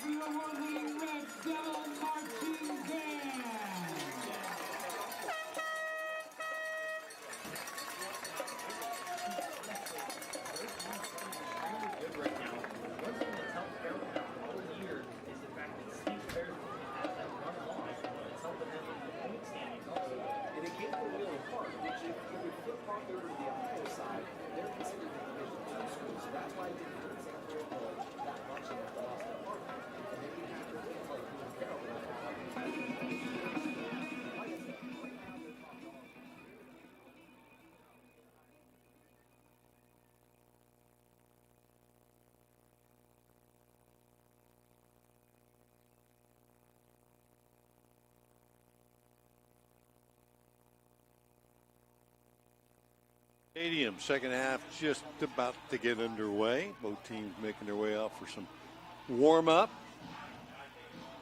Hope you're warm tonight as well. We are. We're in the press box. It feels pretty nice. And even outside, I mean, it's a crisp night, but I wouldn't say it's perfect. Cold. No, gosh, no. The kids are excited. This is perfect football weather. It's dry. You're not freezing, and you got a little bit of a sweat going, but you're not dying like it is in mid-August to start the season. The St. Clairsville press box took care of us a little bit, gave us a little spread to eat. Yeah, like we needed more food. Exactly, right. So you were looking up some scores here from I was around trying the area. to, yeah. Of course, this game, a late start at 7:30. Right. So some of the other area scores into the second half. Yeah, Caldwell up 7-0 at the end of Noble 3. County Super Bowl. In the Noble County Super Bowl, that's right. a- That's the one I that's a had ball my game. eye on. I did get a couple other scores too, but from locally anyway, in the Buckeye 8, Beaver is down to Wheeling Central. Union Local is down pretty big to Barnesville, which Union Local's got a chance to make the playoffs. They don't win this game, and they may not make the playoffs, Really? losing 4 of their last 5 games. So They got to the beef of the schedule at the wrong time. That's exactly right. Yes, sir. So that's that game's starting to get out of hand a little bit. Meadowbrook up 27-20 over West End with about 6 minutes to go in the third. A little bit closer than I thought there. I thought Meadowbrook started to pull away a little bit from West End, but really good games in the Buckeye 8 tonight. Of course, a big one around Ohio too. Dover Phillies always week 10. That's a close game, 14-7. Last I heard, Dover was up. Tri-Valley 13-7 over John Glenn. Yeah, in the third period, and Buckeye Trail defeating Newcomerstown 52-20 late in that one.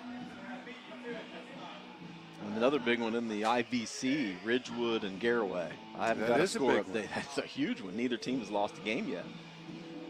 That's a big game. Somebody there is going to be number one going into the playoffs with a win there. That's very right. Yeah, they're both at the top anyway. I think Ridgewood was 2, Garaway was 3, I think, but I think they were in different regions. Does that make sense? Maybe they're different divisions.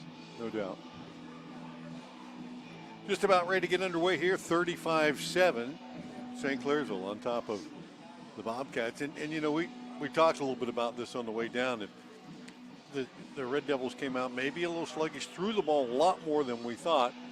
And is that something, too, that they went into tonight as a coaching staff thinking, to make a deep run in the playoffs, we just can't come up and line up and run. We got to use this as an opportunity to improve all the way around and improve our pass game.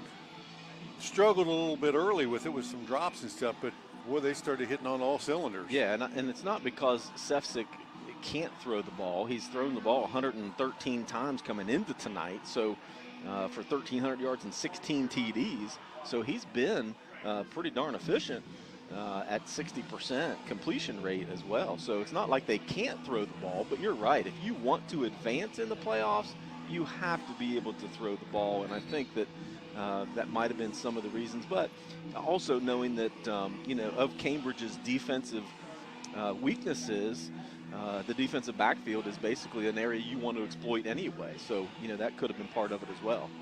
Jordan, Oberdick, and Starks back deep for the Red Devils. Connor Theo on for the Bobcats. To get things started, another Valentine Insurance kickoff. And you got 3 guys back there, all with great speed, and I don't know if it's what's the lesser of evils. Who you kicking it to here? Well, Starks got the last one, and he took it all the way up to the 40-yard line. Theo this time boots it in the direction of Starks again, down around the 3. 15, 20, 25, and rocked at the 25-yard line. Wow. My guess would be Andrew Caldwell. I see a 19 in there. Connor Myers. He goes like crazy down there sometimes. Look, there was Joey Stotsberry. There's 3 names that I'd throw out at you. Connor Myers, Connor Mobilini, and Reed Johnson have been the 3 guys that have been lighting people up here recently on this play. The Red Devils with the lead in their first possession of the second half. See how Cambridge is just. I see Reed Johnson is in the game over here on the outside. He's going to match up on Starks. Cats with 4 down defensive linemen. So a little adjustment, going with a 4-man front. There's Jordan in the backfield behind Drew Sefcik. And they'll pass the ball again. Into the seam, caught by Starks on the dead run. 50, 40, 30. Reed jumped on his back, couldn't pull him down, and finally, for the Bobcats, Caleb Hewison does. And he hit him on that skinny post again. in dead stride, and Bobcats had no help over the top. First down all the way down to the Bobcat 15-yard line. Quick snap handoff. Jordan straight up the middle. 10, 5, and tripped up inside the 3-yard line. So 2 quick plays, and the Devils knocking on the door again. Yeah, 55-yard pitch and catch there I had. 2 plays, and the Devils just seconds away, trying to get that clock running again. Jordan in the pistol set, stands at the 10. They'll run the option left side, and Sefcik will keep it himself and slide into the end zone. The 11:06, and since that puts it at a moving clock, it will continue to run. Yeah, there you go. Just like that, St. Clairsville does not miss a beat. Sefcik has done it with his arm. He's done it with his legs. Now another extra point attempt. Up and good. Otto tacks another one on. 10:41 left here in the 3rd period. And the Devils make it a running clock. 42-7. We'll be back in 30 seconds.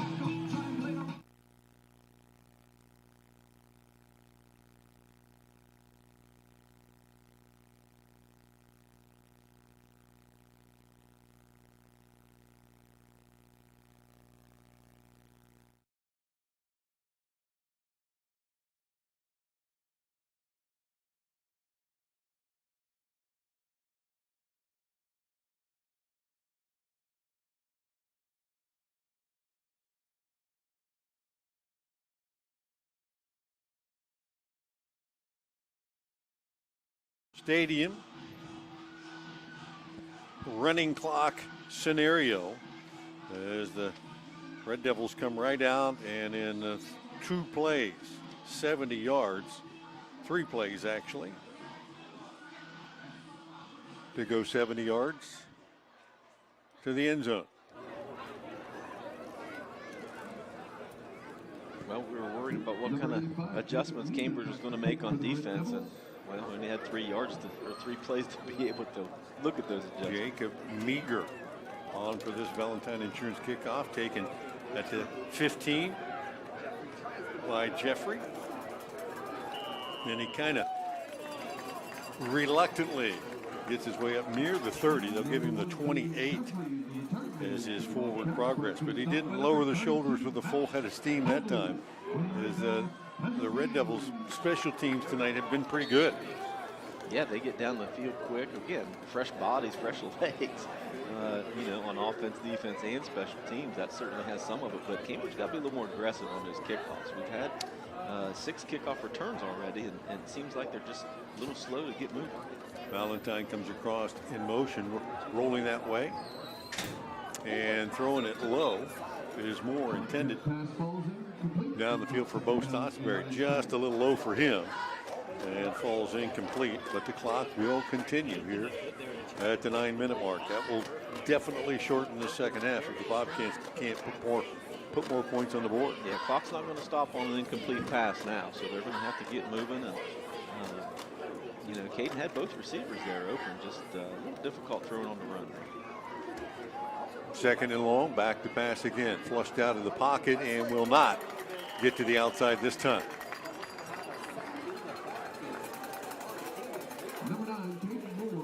And making the stop defensively that time. And that's what I was referring to earlier. Sure. You got to have that 3-5 yard, 3-step, 5-step drop, get rid of the ball. It's got to be a timing route. Jacob Saffel with a sack, about 6-yard loss. 3rd and 16 for the Cats. Moore back to pass. Lost of time, fires it deep down the right side, has a man, Stotsberry, and he hauls it in. He lost his balance, falling backwards, but able to drag it in, falling on his back just near half midfield. And Bo Stotsberry there gets up a little shaky. The Cats will pick up the first down, brought to you by WD Green Insurance, and Stotsberry going off, holding that left arm, and Jeffrey will check in for the Cats. That's a great adjustment by Bo to be able to to catch that ball and then hang on. I mean, he had to turn all the way around to hold on. Cats stay 5 wide. Moore keeps throwing. Finds Ogle right side. Slips one tackler, 2, and then drags a couple more defenders forward for what looks to be another Bobcat first down. Down to the 41 of the Devils. And I'm going to say, as I look out on the field, I don't see a lot of starting jerseys in there for St. Clairsville. Moore again will try. This time down the middle. That's Kenworthy. Hauls it in at the 15 and into the end zone. And the Bobcats strike right back. Moore to Caden Kenworthy from 41 yards out. I didn't see where Kenworthy came from. Was he split out here? Yeah, he was in the seam as a slot man. And so the Bobcats come right back and answer. Moore with his second touchdown pass of the night to add to his season record number, and Parsons on for the extra point attempt. And he boots this one up and through. 7:10 left here in the third period. Cats strike for the second time tonight. 42-14. We'll be back right after this.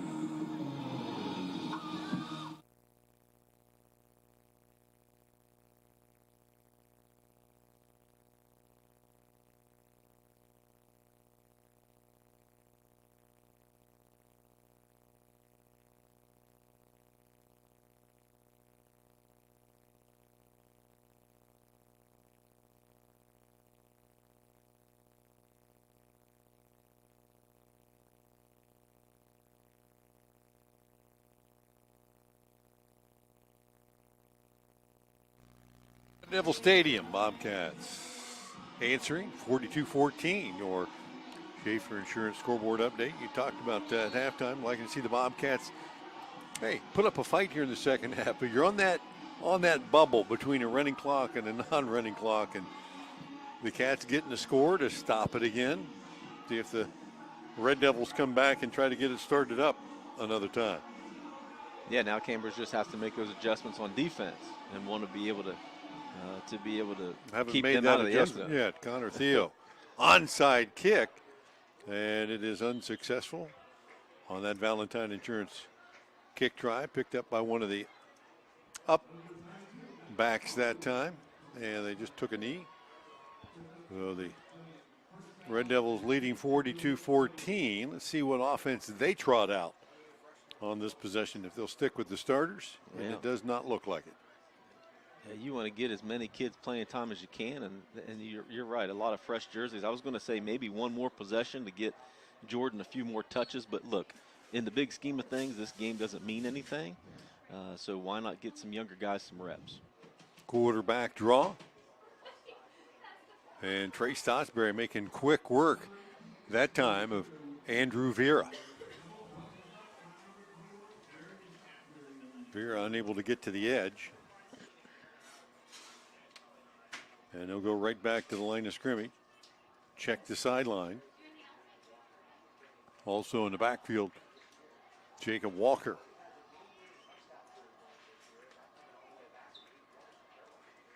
As they check the play, 3 wideouts, 2 to the right or 2 to left, and slot to the right side. Walker went the wrong way, or Vera did, and Vera will pay the price. Valentine on the stop along with Ogle for the Bobcats, and Sean Harrington.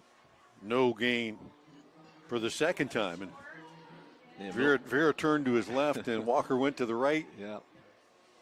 And so it's 3rd and long now. A little miscommunication there in the backfield for the youngsters. Excited to get in early, and I think they've gotten a lot of these opportunities, some of these blowouts throughout the year. Cats trying to get off the field for the first time tonight defensively, and Vera's pass to the right side bounced incomplete. Stops the clock with 5:45 left here in the third. And 4th down. And let's see. 4th down means the regular punt team comes in. I was going to be impressed if they had two different punt teams. Well, you know, with that many guys on the sidelines, they certainly could. You know, JV games, they probably have a punt team. Sefcik will come in. He will be the punter. Bobcats have Jeffrey back deep. And don't forget, Sefcik, his earlier punt went about 60 yards. Hewison, this one, 60 in the air. Not very long. Comes down, takes a bounce for the Blue Devils inside the 20, and will roll down near the 15, 16-yard line. So Bobcats didn't field the short, high punt, and it gets a big bounce. So with 5:32 left to go here in the third period, Cambridge trots out the offense again, down 42-14. Cats will take over at their own 16-yard line.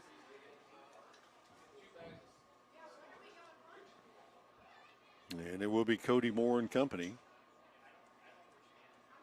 back on the field. Oh, Cody will tell you he's a much better quarterback than Caden. Cody, yeah, I did say Cody, didn't I? Yes, But Cody's you did. not listening. He's probably here. Caden back to pass, flips it out, has Kenworthy out to the 20, 25, and Kenworthy still on his feet at the 30 and bounces out to the 35-yard line. Caden Kenworthy, Bobcats' leading receiver and a rusher, did a little bit of both on that play, and another Cambridge first down, courtesy of WB Green Insurance. That's Kenworthy's fourth catch on the night for 73 yards. Leads the Bobcats in that category and on the ground. Moore again, wearing the arm out. Lots of time. Fires it late, but finds Davian Jeffrey, and he'll get it up the field and out of bounds near midfield. Actually just shy of that, but I think enough to move the sticks again. For the Cats, their second first down of this drive, fourth of the half. And our first down sponsor tonight and every night this week, this season, WB Green Insurance. Cats will have a short bunch formation to the right side, one receiver left.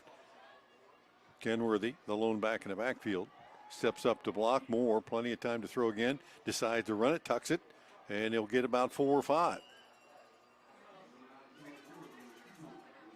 Stop on that tackle, Carson Woodford. Give him about 4 on that attempt. Thank our sponsors for tonight's game, Valentine Insurance, Doan Ford, patrons, Buckeye Mutual Insurance Company, and WB Green Insurance as well. Caden Moore, 44 yards on the ground so far for the Cats, leading the way. 2nd and 6. 2-by-2 set, handoff Kenworthy straight ahead. Stacked up at the line of scrimmage, could not get away from that initial hit.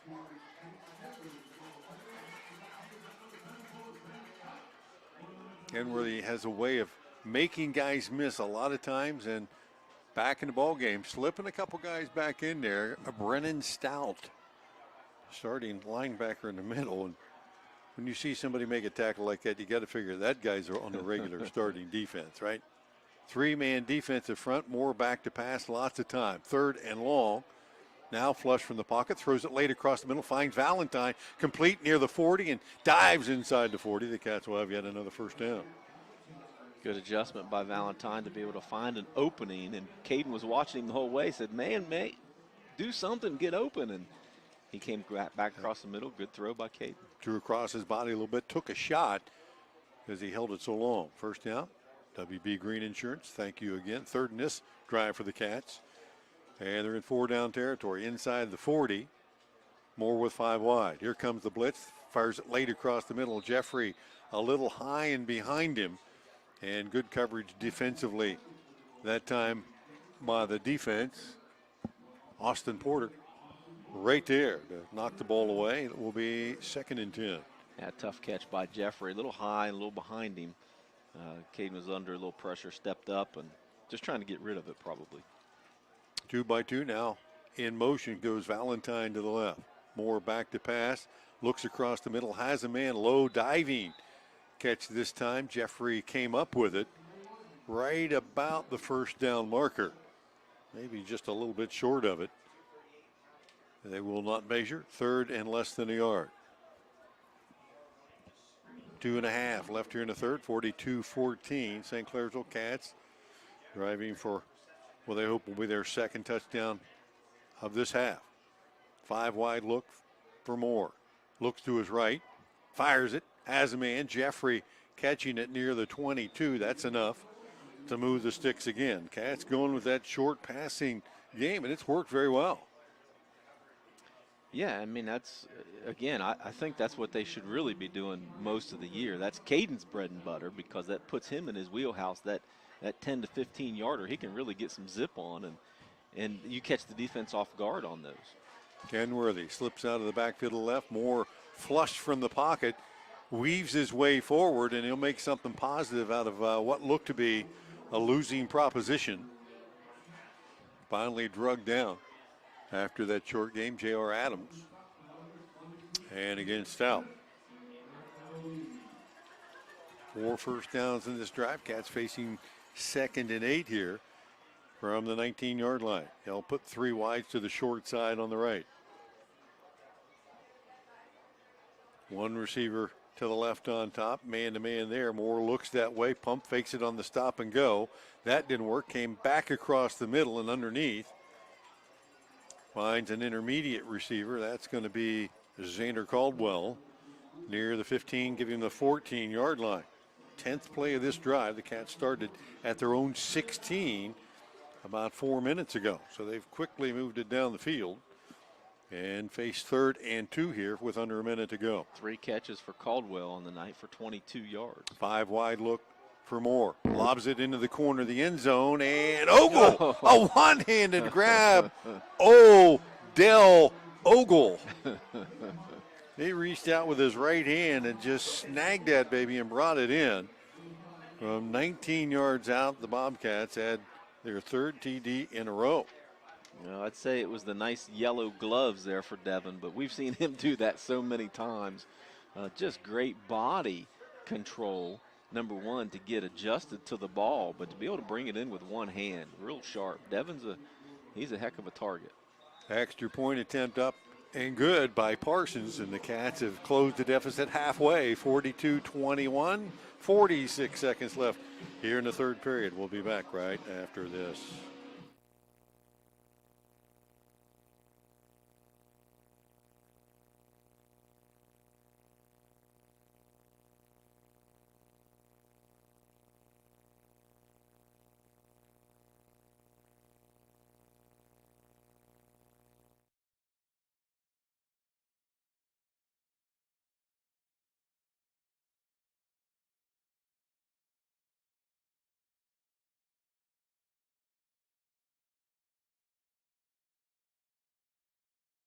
At Red Devil Stadium, Bobcats have found their rhythm offensively. 42-21, your Schaefer Insurance scoreboard update. That score for the 2nd time tonight, Moore to Ogle. 3rd touchdown pass tonight for Caden Moore. He's gone to Ogle twice from about the same spot. Yeah, 19 and 20 yards or so, and then from to Caden Kenworthy from 41 yards out. And now Connor Theo on for another Valentine Insurance kickoff. The kickers all getting some prime time tonight. Yeah, it was an onside kick last time. This time, they'll go deep, high, and short. Starks takes it on the run at the 15 and fumbles it. Ball loose on the ground. I think Starks got back on it, but he tried to catch that thing on the dead run and just bounced off his chest and able to chase it down and end up being a decent return out to the 30. Yeah. Real fortunate, though, that he was able to jump on that. A lot of big collisions there. A lot of bodies flying around. Once that ball hits the ground with that shape, you have no idea. Yeah. St. Clairsville putting their first teamers back in here. They are back in. It's it's a 21-point game. 21-point game, 3 scores, so they want to make sure that they can keep that 3-score cushion.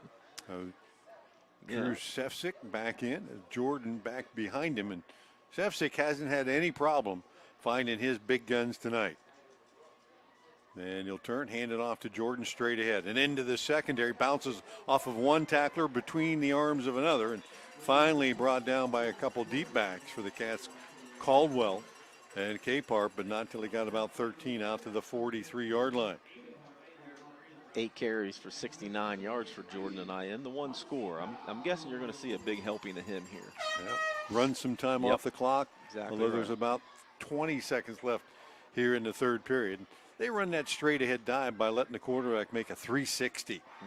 This time he opens straight up to him and a flag comes in Cats offsides. Somebody in the neutral zone there will give the Devils an easy 5. They were going to pass it there. When he opens straight up, it's play action. When he spins, he's handing it off, huh? So far. So far. I'll have to go to the film. We didn't spend enough time in the film room That's right. this week to figure that one out. They do run that little spin a lot. There it is. Play action, looking deep down the middle, high, arcing, intended for Oberdick, went up and defended well by the Bobcats. Reed Johnson. That ball a little underthrown, because I think Oberdick would have been able to run to it. Yeah. But he had to come back for it and fight Johnson for it. That'll bring us to the end of the third period, 42-21. Red Devils on top of the Bobcats. We'll be back right after this.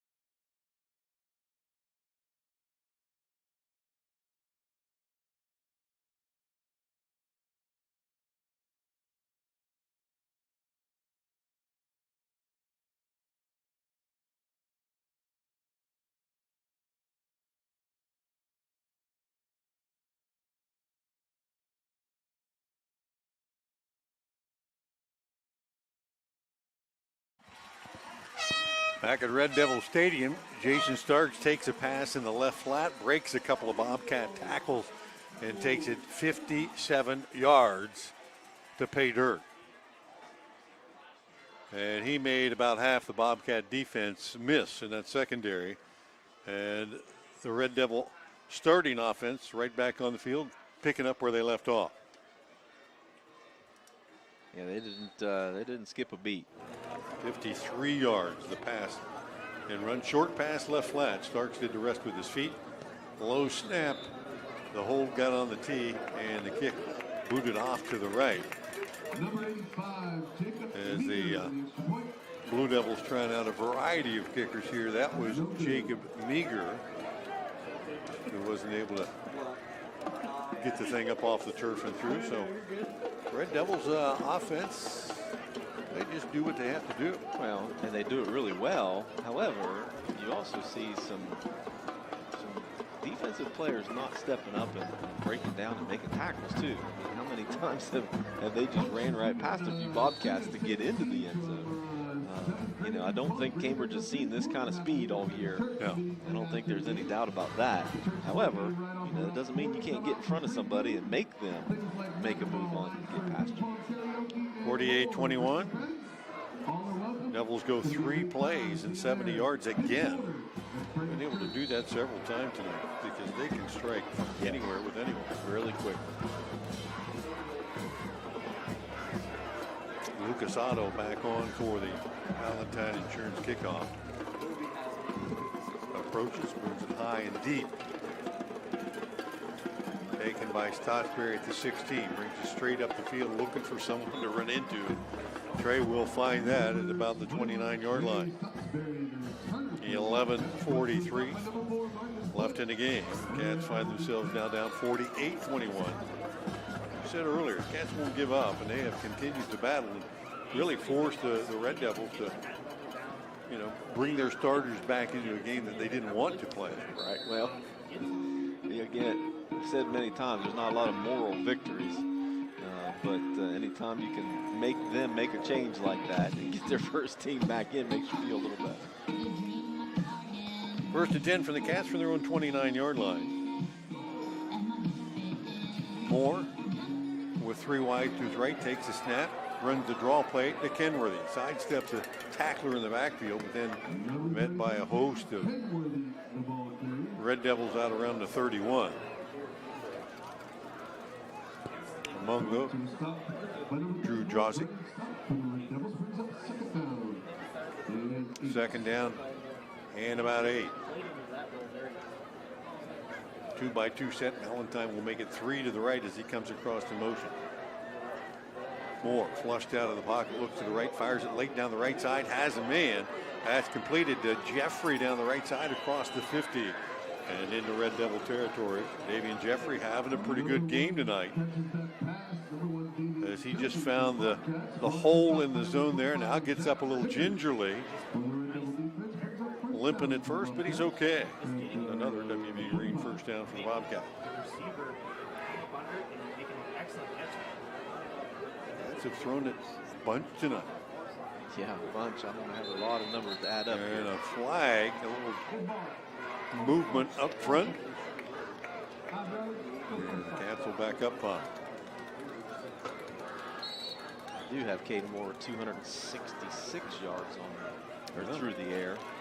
And by comparison, Sefcik 285. I wish I'd have picked him up on my fantasy football team this week. Either one of them. 5 wide for Moore, fires it out in the flat again, has a man. This one, Ogle, who lowers his shoulder and drives forward. Got about 10 of those yards back, call it 12, and the Cats will face second down and about 2 or 3.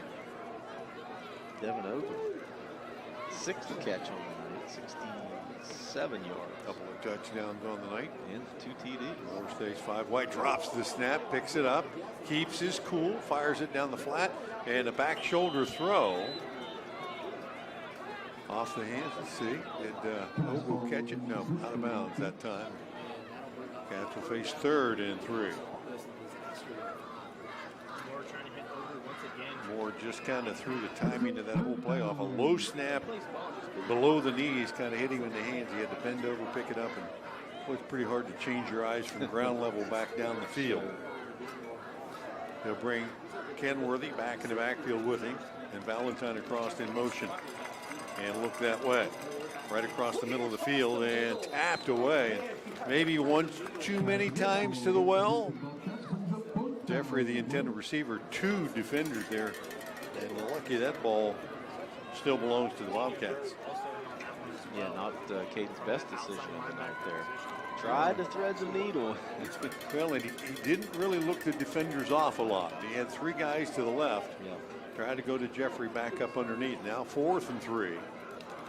Has 3 wide to the left, 1 to the right. Kenworthy in the backfield. They'll roll to the left. Moore flushed back to the right. He'll tuck it and run. Has the first down and then gets to the ground as he was brought down by Zach Vickers.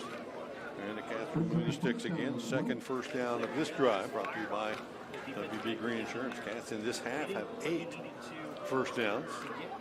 Had 7 in the first half. Statistically, at the end of the night, this game's going to look a lot closer than the scoreboard. No, for sure.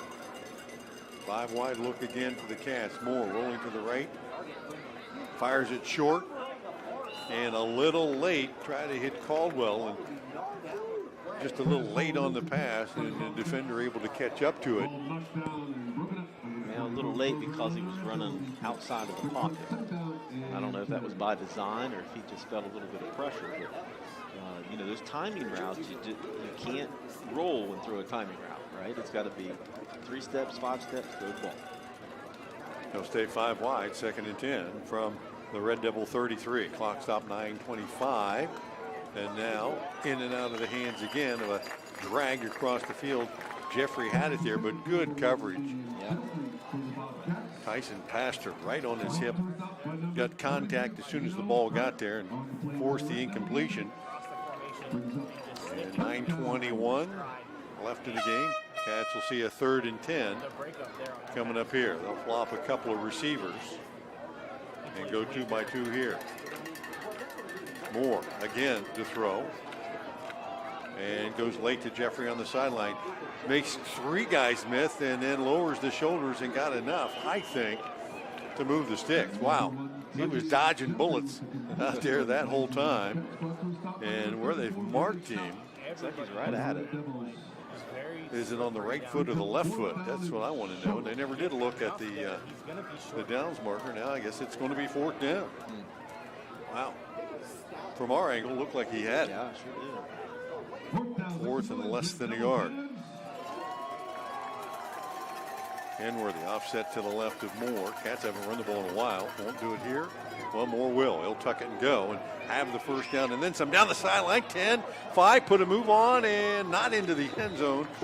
And Caden Moore, I think everybody in house thought he's just going to get the first down and then get out of bounds. And once he got to the edge, there was nobody to force him out. Pick up another W.B. Green first down, but the Cats will have it 1st and goal to go. 8:23 and counting here in the 4th period, down 48-21.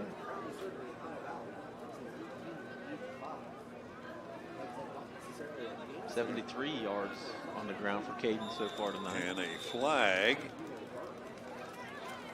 Sideline warning on the Devils. I mean, you're down on the 3-yard line. You look up the field and say, hey, one of those guys in the white zone there. You're going to make that call at the 8-minute mark of the 4th period. Well, probably been there all night. Well, yeah, but I couldn't imagine St. Clairsville had a lot to complain about. Yeah. Moore roll to his right. Nope, he'll run it to the right. Lower the shoulders. Did he get in? Everybody says yes, but the officials. Those are the ones that count. Yeah, every Bobcat guy has their hands up, and he looks short from here. The umpire says 2nd down. Yeah. He looked short from here, but a pump fake that time would have gone a long way to keeping the defenders on their heels. Yeah, because he had a couple guys open there in the corner on the right. And you're right, a little pump fake, I think he'd snuck in. He'll go up under center here. Hadn't done that all night. Take it and surge forward. Kenworthy trying to give him the push, and still no signal from the officials. And they'll say, yeah, he got closer, but he still didn't get in. Officials are in no hurry here to come up and signal touchdown. They want that clock to run. And you got a guy that's been a bull all year long standing behind you. And Kenworthy, right? He doesn't get stopped for a yard. No, and he's a senior. He needs the ball in his hands. Let him get another score. 3rd and goal from the 1-foot line. The ball moves an inch further. It's in the end zone. Now they'll go 5 wide. And Moore, the lone back, probably going to quarterback draw. Rolls to his left. Now under pressure, is going to get hammered. He got swarmed at the 8-yard line, and I don't know if he was planning to throw it or run it. He was probably thinking run first, pass second, and he didn't get a chance to make that choice. So that's going to go for a loss, and now the Cats 4th and goal, all the way back at the 8-yard line. After 2 plays inside the 1-yard line, actually 3. And look for the same option here. St. Clairsville's going to bring as much pressure as they can. I would send somebody across the middle here because you know pressure's coming. 4 wide to the right. Moore looks to the left. Jump ball again to Ogle, and again he comes down with it. Devin Ogle with maybe a cramp on that one as Moore found him, lobbed it out to the outside, and Devin Ogle comes down with it for his 3rd touchdown catch of the night. Play that they've obviously been working on a little bit. For sure, no doubt. So an 8-yard touchdown pass. Ogle from Moore. And Devin Ogle being tended to there in the left corner of the end zone. Been a pretty productive night tonight for Caden Moore on the ground and in the air. Yeah, he's almost 300 yards through the air with the 4 touchdown passes, 3 of them to Devin Ogle. Devin's got 7 receptions, 74 yards, and of course the 3 of those scores. 71-yard drive, 13 plays. And Devin Ogle will hobble off under his own power along with his buddy Caleb Jewison. On for another extra point attempt, Lucas Parsons. Good snap, ball down, kick is up. And it is good. Bobcats continuing to battle here, closing the deficit to 20. 6:02 left to go in the ball game. 48-28. St. Clairsville on top. We'll be back in 30 seconds.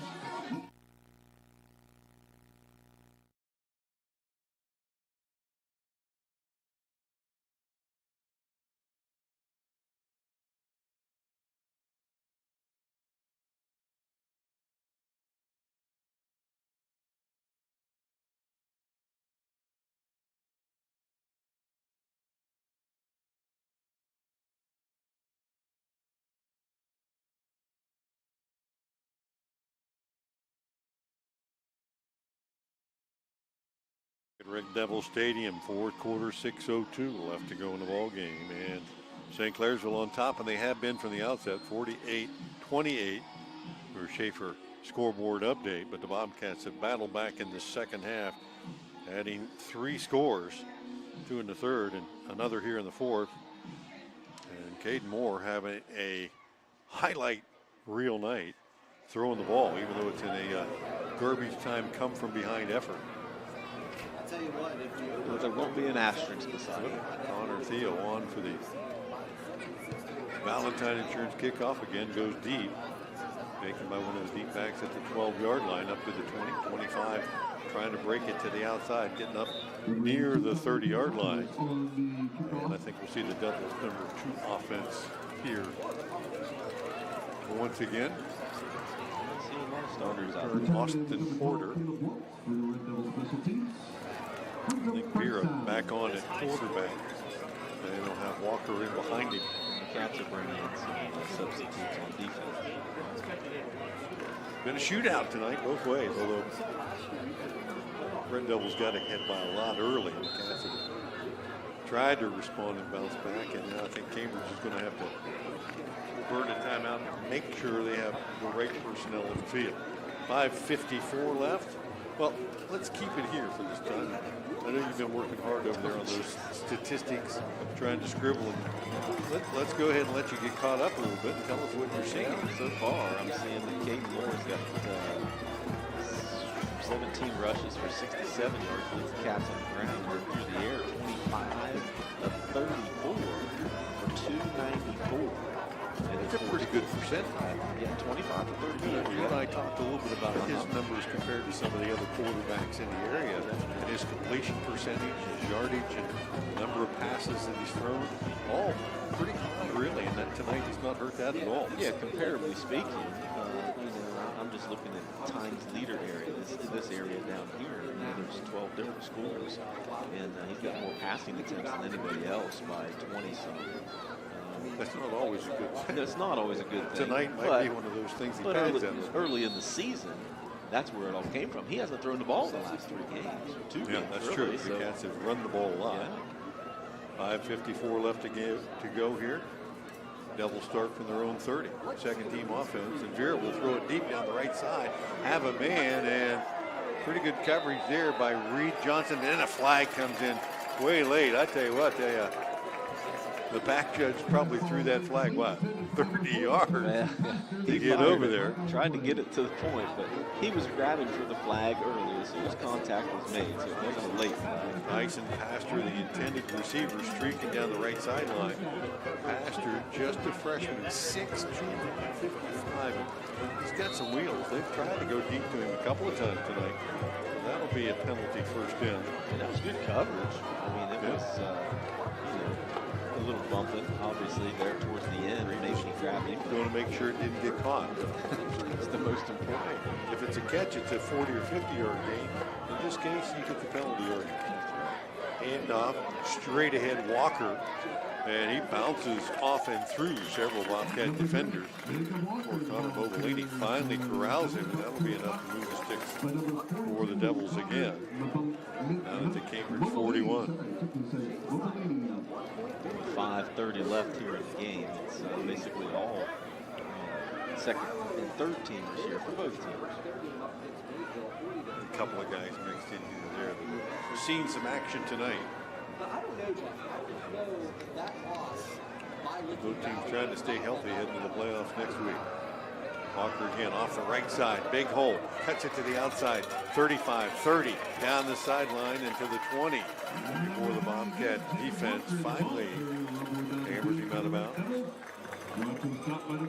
22-yard pickup there for Walker. He's got pretty good percentage so far.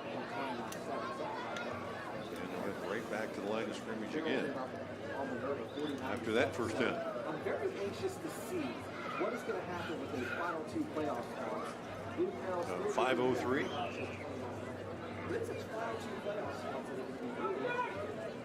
So I firmly believe that St. Clairsville can have the game. And here again, waiting for the snap, taking as much time as they can. Again, Walker straight ahead. And again, that's pretty positive yards. stacked up in the middle of that Bobcat defense after a gain of a few. Walker's third carry for 42 yards. Mobilini in there, among those on the stop. You got to play a little bit different position here. Will coming up out of the secondary. He's been playing defensive line a lot for the Bobcats. And some linebackers too. Got to move that linebacker spot now. Walker again, the deep back. Play action. Keeper Vera to the left side, to the 10. Turns it up 5, dives to the pylon. Did he get in? And yes, he did. From 13 yards out. By Andrew Vera.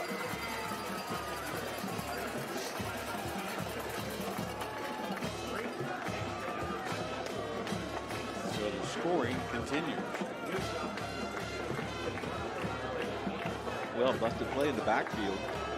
He was trying to find his running back Walker, and Walker one of them went the wrong way. And Vera said, "Oh, heck with it! I see a big opening," and did a little juke and didn't quite keep their defensive position out there on the outside. Man, he's scampered around the outside, dove in the end zone. Jumped on the extra point attempt. Sees second teamers come in and they use 4 plays to go 70 yards. That seems to be kind of the given. 4 plays and 70 yards. They haven't had too many drives over any different than that all night. A couple were just 3-play drives. 1 8-play maybe. Number 91, McKenna Booth, back for the extra point for the Red Devils.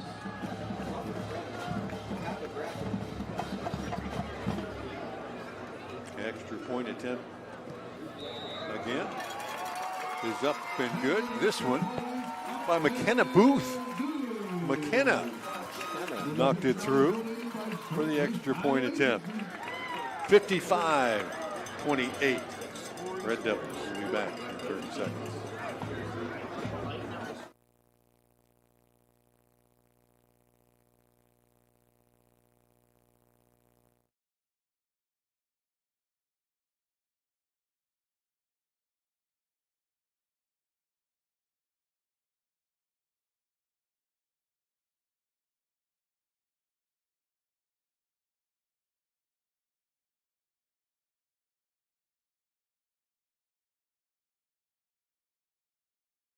Red Devils Stadium, and the Red Devils have scored yet again. Second teamer getting in this time. 55-28. And Clairsville extends their lead. Your Schaefer scoreboard update. 4:09 left in the ball game.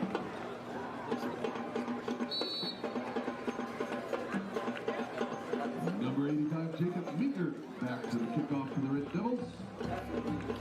Another Valentine Insurance kickoff. Otto will kick this one away. Devin Ogle, the deep man here. This will be high and short. Taken by one of the Bobcat up guys. And that was Clayton Myers. Clayton said, "I'm just taking a knee." Coach would be happy with that if I just take a knee. I'm happy I caught the ball. Caught it. Got down on the ground. A lot of subs in the game. We'll try to get numbers to you as best we can. I've got 2 or 3 different rosters here I'm looking at, and I'm still finding numbers that are elusive to me. So we'll, between you and me, we ought to be able to get them together. I hope so. I hope so too. I don't know some of the younger kids. I saw number 12 out there for the Cats, but I've looked at 2 different rosters I have. And remember, I know. Number 12 is Riley Wilson. The away jersey is Riley Wilson. Normally number 10 at home. He's number 12 on the road. Okay. Now that's what I've been told. No. Doesn't mean it's right, but that's what I've been told.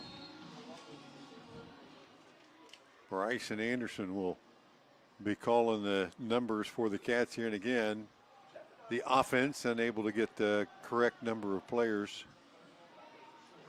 on the field. They had all the linemen in the backs they needed, but they were missing a couple wide receivers. And Cats are pretty deep at wide receiver, but they used a lot of them at the varsity level tonight, and I'm not sure how many they might have left over there. Yeah, there's been a lot of completions, 25 of them to go around, so just about everybody got on in the scorebook. started this half, and it got to be a running clock pretty quick as the Red Devils hit the end zone, but the Cats came right back, scored a couple of scores of their own, and they've kept the clock at bay for most of this half. 55-28, your score with 4:07 to go, and won't be any JV games tomorrow.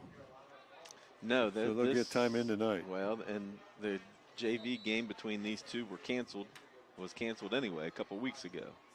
So they had the day off tomorrow anyway.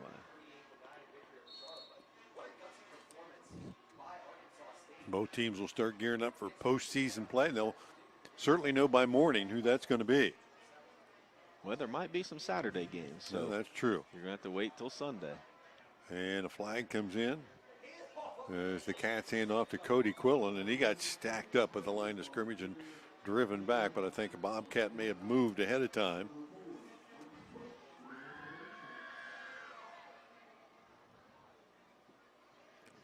Cats' sixth penalty on the night. Well, that's one of the things we said they needed to clean up a little bit. For the most part tonight, they have. Yeah, 2 of them in the first half, obviously that was the 4th one in the second half. Riley Wilson will spread to the right. Caleb Hewison to the left. Couple of backs in the backfield either side to Bryson Anderson. He'll take the snap and hand it off again. Quillen coming to the near side and cuts it back up and in. Got a couple.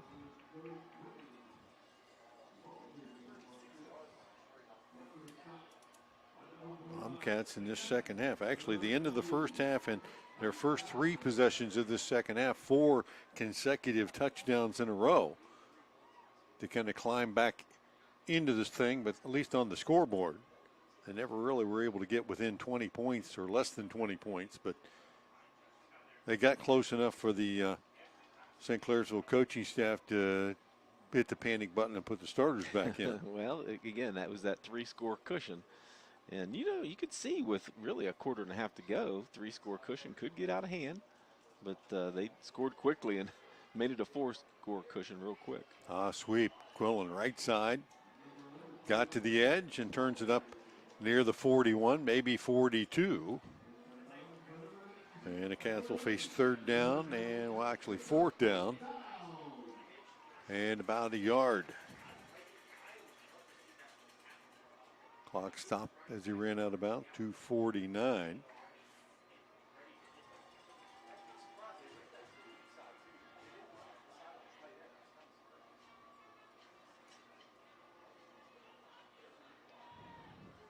I actually see coaches on the sideline with shorts on tonight, so it can't be that bad. Yeah, or several of them. That's for us to say sitting here inside, too. And the flag comes in, delay of game for the Bobcats at the time. Took way too much time to decide what to do with 4th and 1, and now it's not going to be 4th and 1, it's going to be punt time. And here comes the punt team for the Cats. And the backup punter hold the bus. Andy Ogle. Andy Ogle got an award this week. Congrats to Andy. The Bobcat something. Yeah, I have to look that one up. I knew it was the Bobcat something too. It's pretty good award. Like the Bobcat Leader Award. He drills one low line drive, driving the receiver back inside the 25. Coming near sideline and up the sideline, a couple moves, and there's a flag that was going to negate a pretty nice return. Grant Swider.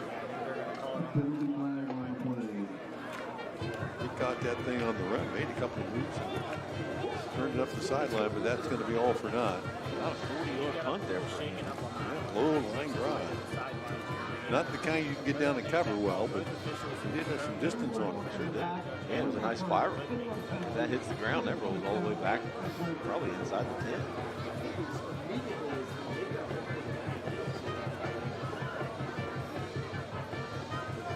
Andy and Jake Valentine have kind of shared the punting duties over the years, growing up together.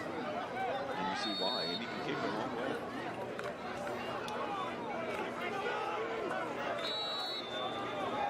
2:35 to go. St. Clairsville will take a timeout while they sort things out on the field. 55-28 your score here, just all over except the final count, as the Red Devils will start this drive with their own 25. How's your research going? Beavers down 14-7 going into the fourth. Beaver local, that is, Wheeling Central. Harrison Central got shut out by Buckeye local 25-0. That's kind of surprising. East Liverpool wins their game 41-28. That gives them their second win of the season. The ultimate Bobcat award. That's what I was looking for. There you go. Andy Oakes, the ultimate Bobcat. Congratulations, Andy. Exemplifying what a Bobcat should be. Good student, good athlete. And a fumble on the first play from the Red Devils. And let's see who came up with it. Looked like the Cats jumped on it, but they're signaling second down. Somehow we had it and lost it again. Running back at the bottom of that, Gavin Schoolcraft. And they were able to come back up with it.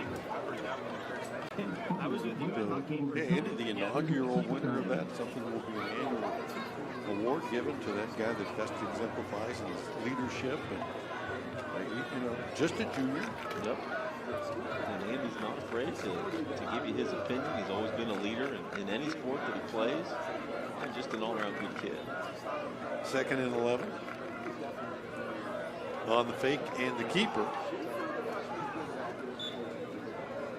And the Devils going 3 deep at the quarterback spot here. That's Brady Schaefer on the keeper. And he'll move the sticks. We're down to 1:20 and counting. Devils will get to that point where they can probably just get in the victory formation and take a knee. We'll hear that name a lot over the next few years. Brady Schaefer, heck of a basketball player, too. St. Clairsville freshman class, really good freshman basketball team. And indeed, they will go into that formation right now. Schaefer will step back, take a knee here. And we're under a minute to play. That'll happen another time, maybe 2. The Red Devils will finish the regular season at 9-1. Bobcats are going to drop to 6-4. Both will make it into postseason play. The Devils would be no worse than probably the 2 seed in the region. And we expect the Cats to be right in the middle of that 9, 10, 11, maybe the 12 spot. But that to be determined as teams continue to play. And second level points have to be figured out as well. Final score tonight, St. Clairsville 55 and Cambridge 28. Stay tuned. Our post-game wrap-up coming up right after these messages.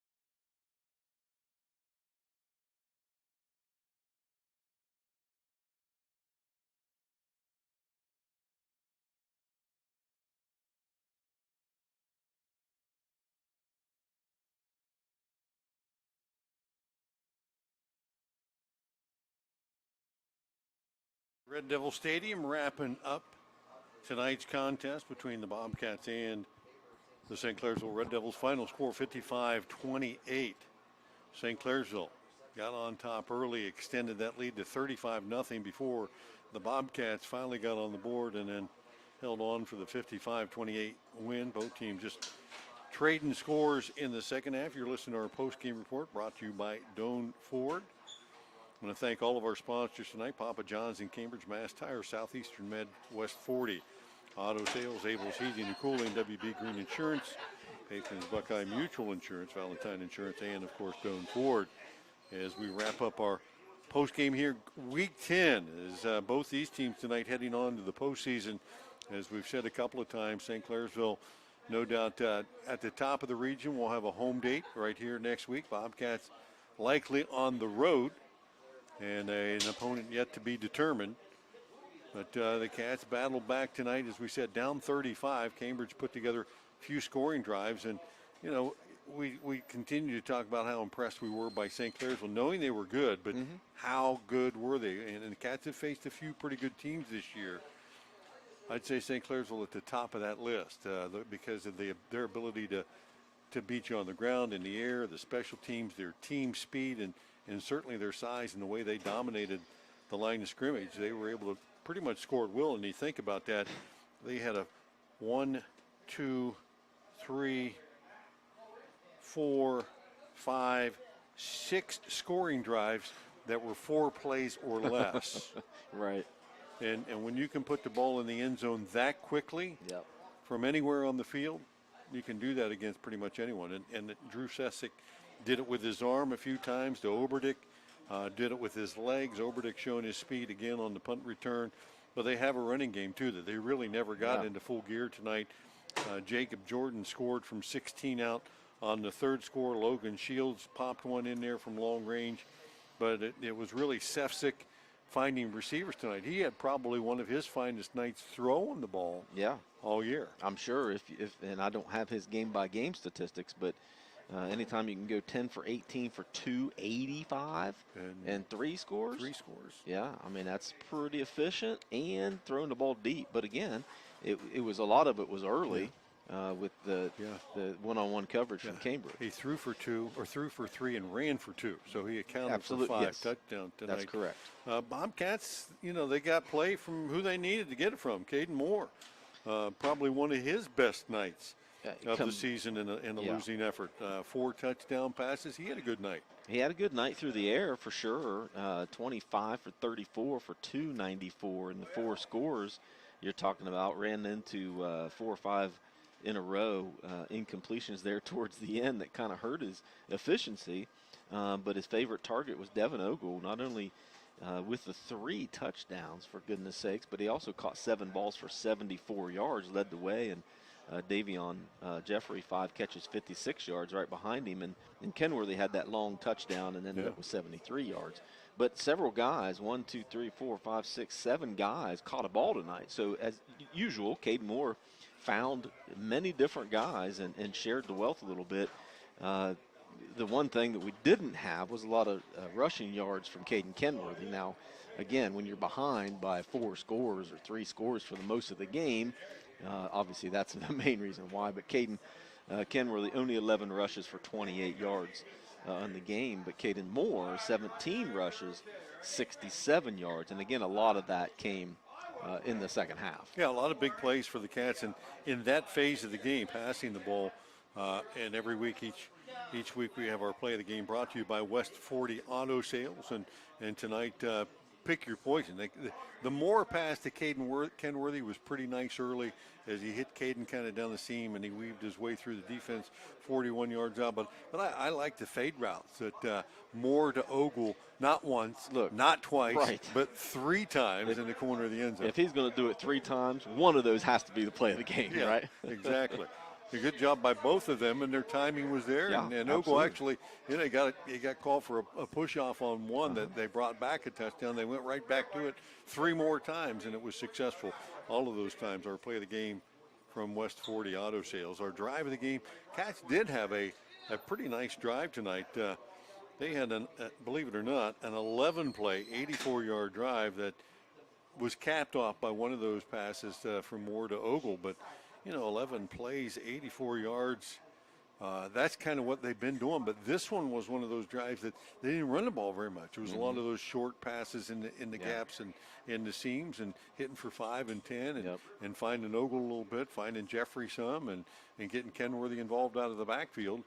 And that's, as you said, that's probably where Moore's at his best. That's his wheelhouse, and I'd like to see that a little bit more. And don't forget that we didn't have the services 11 Pulaski tonight. Yeah. So if you can get that little 5 to 10 yard route in there, short, quick steps from the quarterback, short, quick throws, and then every once in a while you roll out and you bring Pulaski across the middle for 15. It's going to open up that long one as well, because they're going to start biting even more. So I think that's his wheelhouse, and I think we can be a little bit more efficient if we start doing that a little bit more. For the Cats tonight on the short end of a 55-28 score, but a lot of bright spots tonight. Certainly not the defense, because you faced a juggernaut tonight, probably one of the better offenses in the state of Ohio in this division, and they're going to be a force to be reckoned with, certainly in the postseason. But both these teams got another game to play next week. Cats certainly on the road. Not sure yet where. You can speculate a few different places, and any of those are still up in the air at this point till all the points are counted up. All you're doing is just guessing. Yeah, right, because we don't know what's going to happen with a couple of teams that were below us. And then, of course, tomorrow, there's going to be a couple games tomorrow, too. So Cats are going to have to wait and see. Again, we've said most likely they're going to be in that 9, maybe 10, maybe at worst probably 11. It's just a matter of you're on the road. Yep. Where's it to? And, we even looked at that coming in here, and there was the chance, and who knows how the points shake up. It could be a Cambridge-Meadowbrook rematch. It could, absolutely. Cambridge could fall to 10, and Meadowbrook could be the 7. So the Cats would be right down the street for Week 11. We'll see what happens as that shakes out. Any way it does shake out, we'll be here next week to have that call for you in post-game or postseason. Football continues here on WILE 97.7. Want to thank Adam Green here at site with all the equipment and engineering feats and wires galore, and giving us the video portion tonight. We're sorry for our mental blunder more than anything at the beginning of this one. A simple fix that we probably could have caught quicker, but that's life, right? We live and we learn sometimes. Sometimes. Maybe it takes 2 or 3 times, but we finally got it tonight. And certainly Brett back at the station doing a nice job there. BK, thank you, buddy. JV, you and I 10 games in. Now we got another one to go, and who knows how many after that, right? Basketball season doesn't have to start yet. We can just keep on rolling, buddy. We can. Final score again tonight from Red Devil Stadium, 55-28. St. Clairsville on top of the Bobcats for the AVC Sports Team. Till next week, I'm Bill Kafuri. Good night, everyone. Tonight's game is brought to you by Whitesides of St. Clairsville, Rumor Loudon, Doan Ford, West 40 Auto Sales, WB Green Insurance, Abel's Electric Heating and Cooling, Southeastern Med, Patrons Buckeye Mutual Insurance, Valentine Insurance, Mass Tire, Papa John's Pizza of Cambridge, and Car Anto Insurance.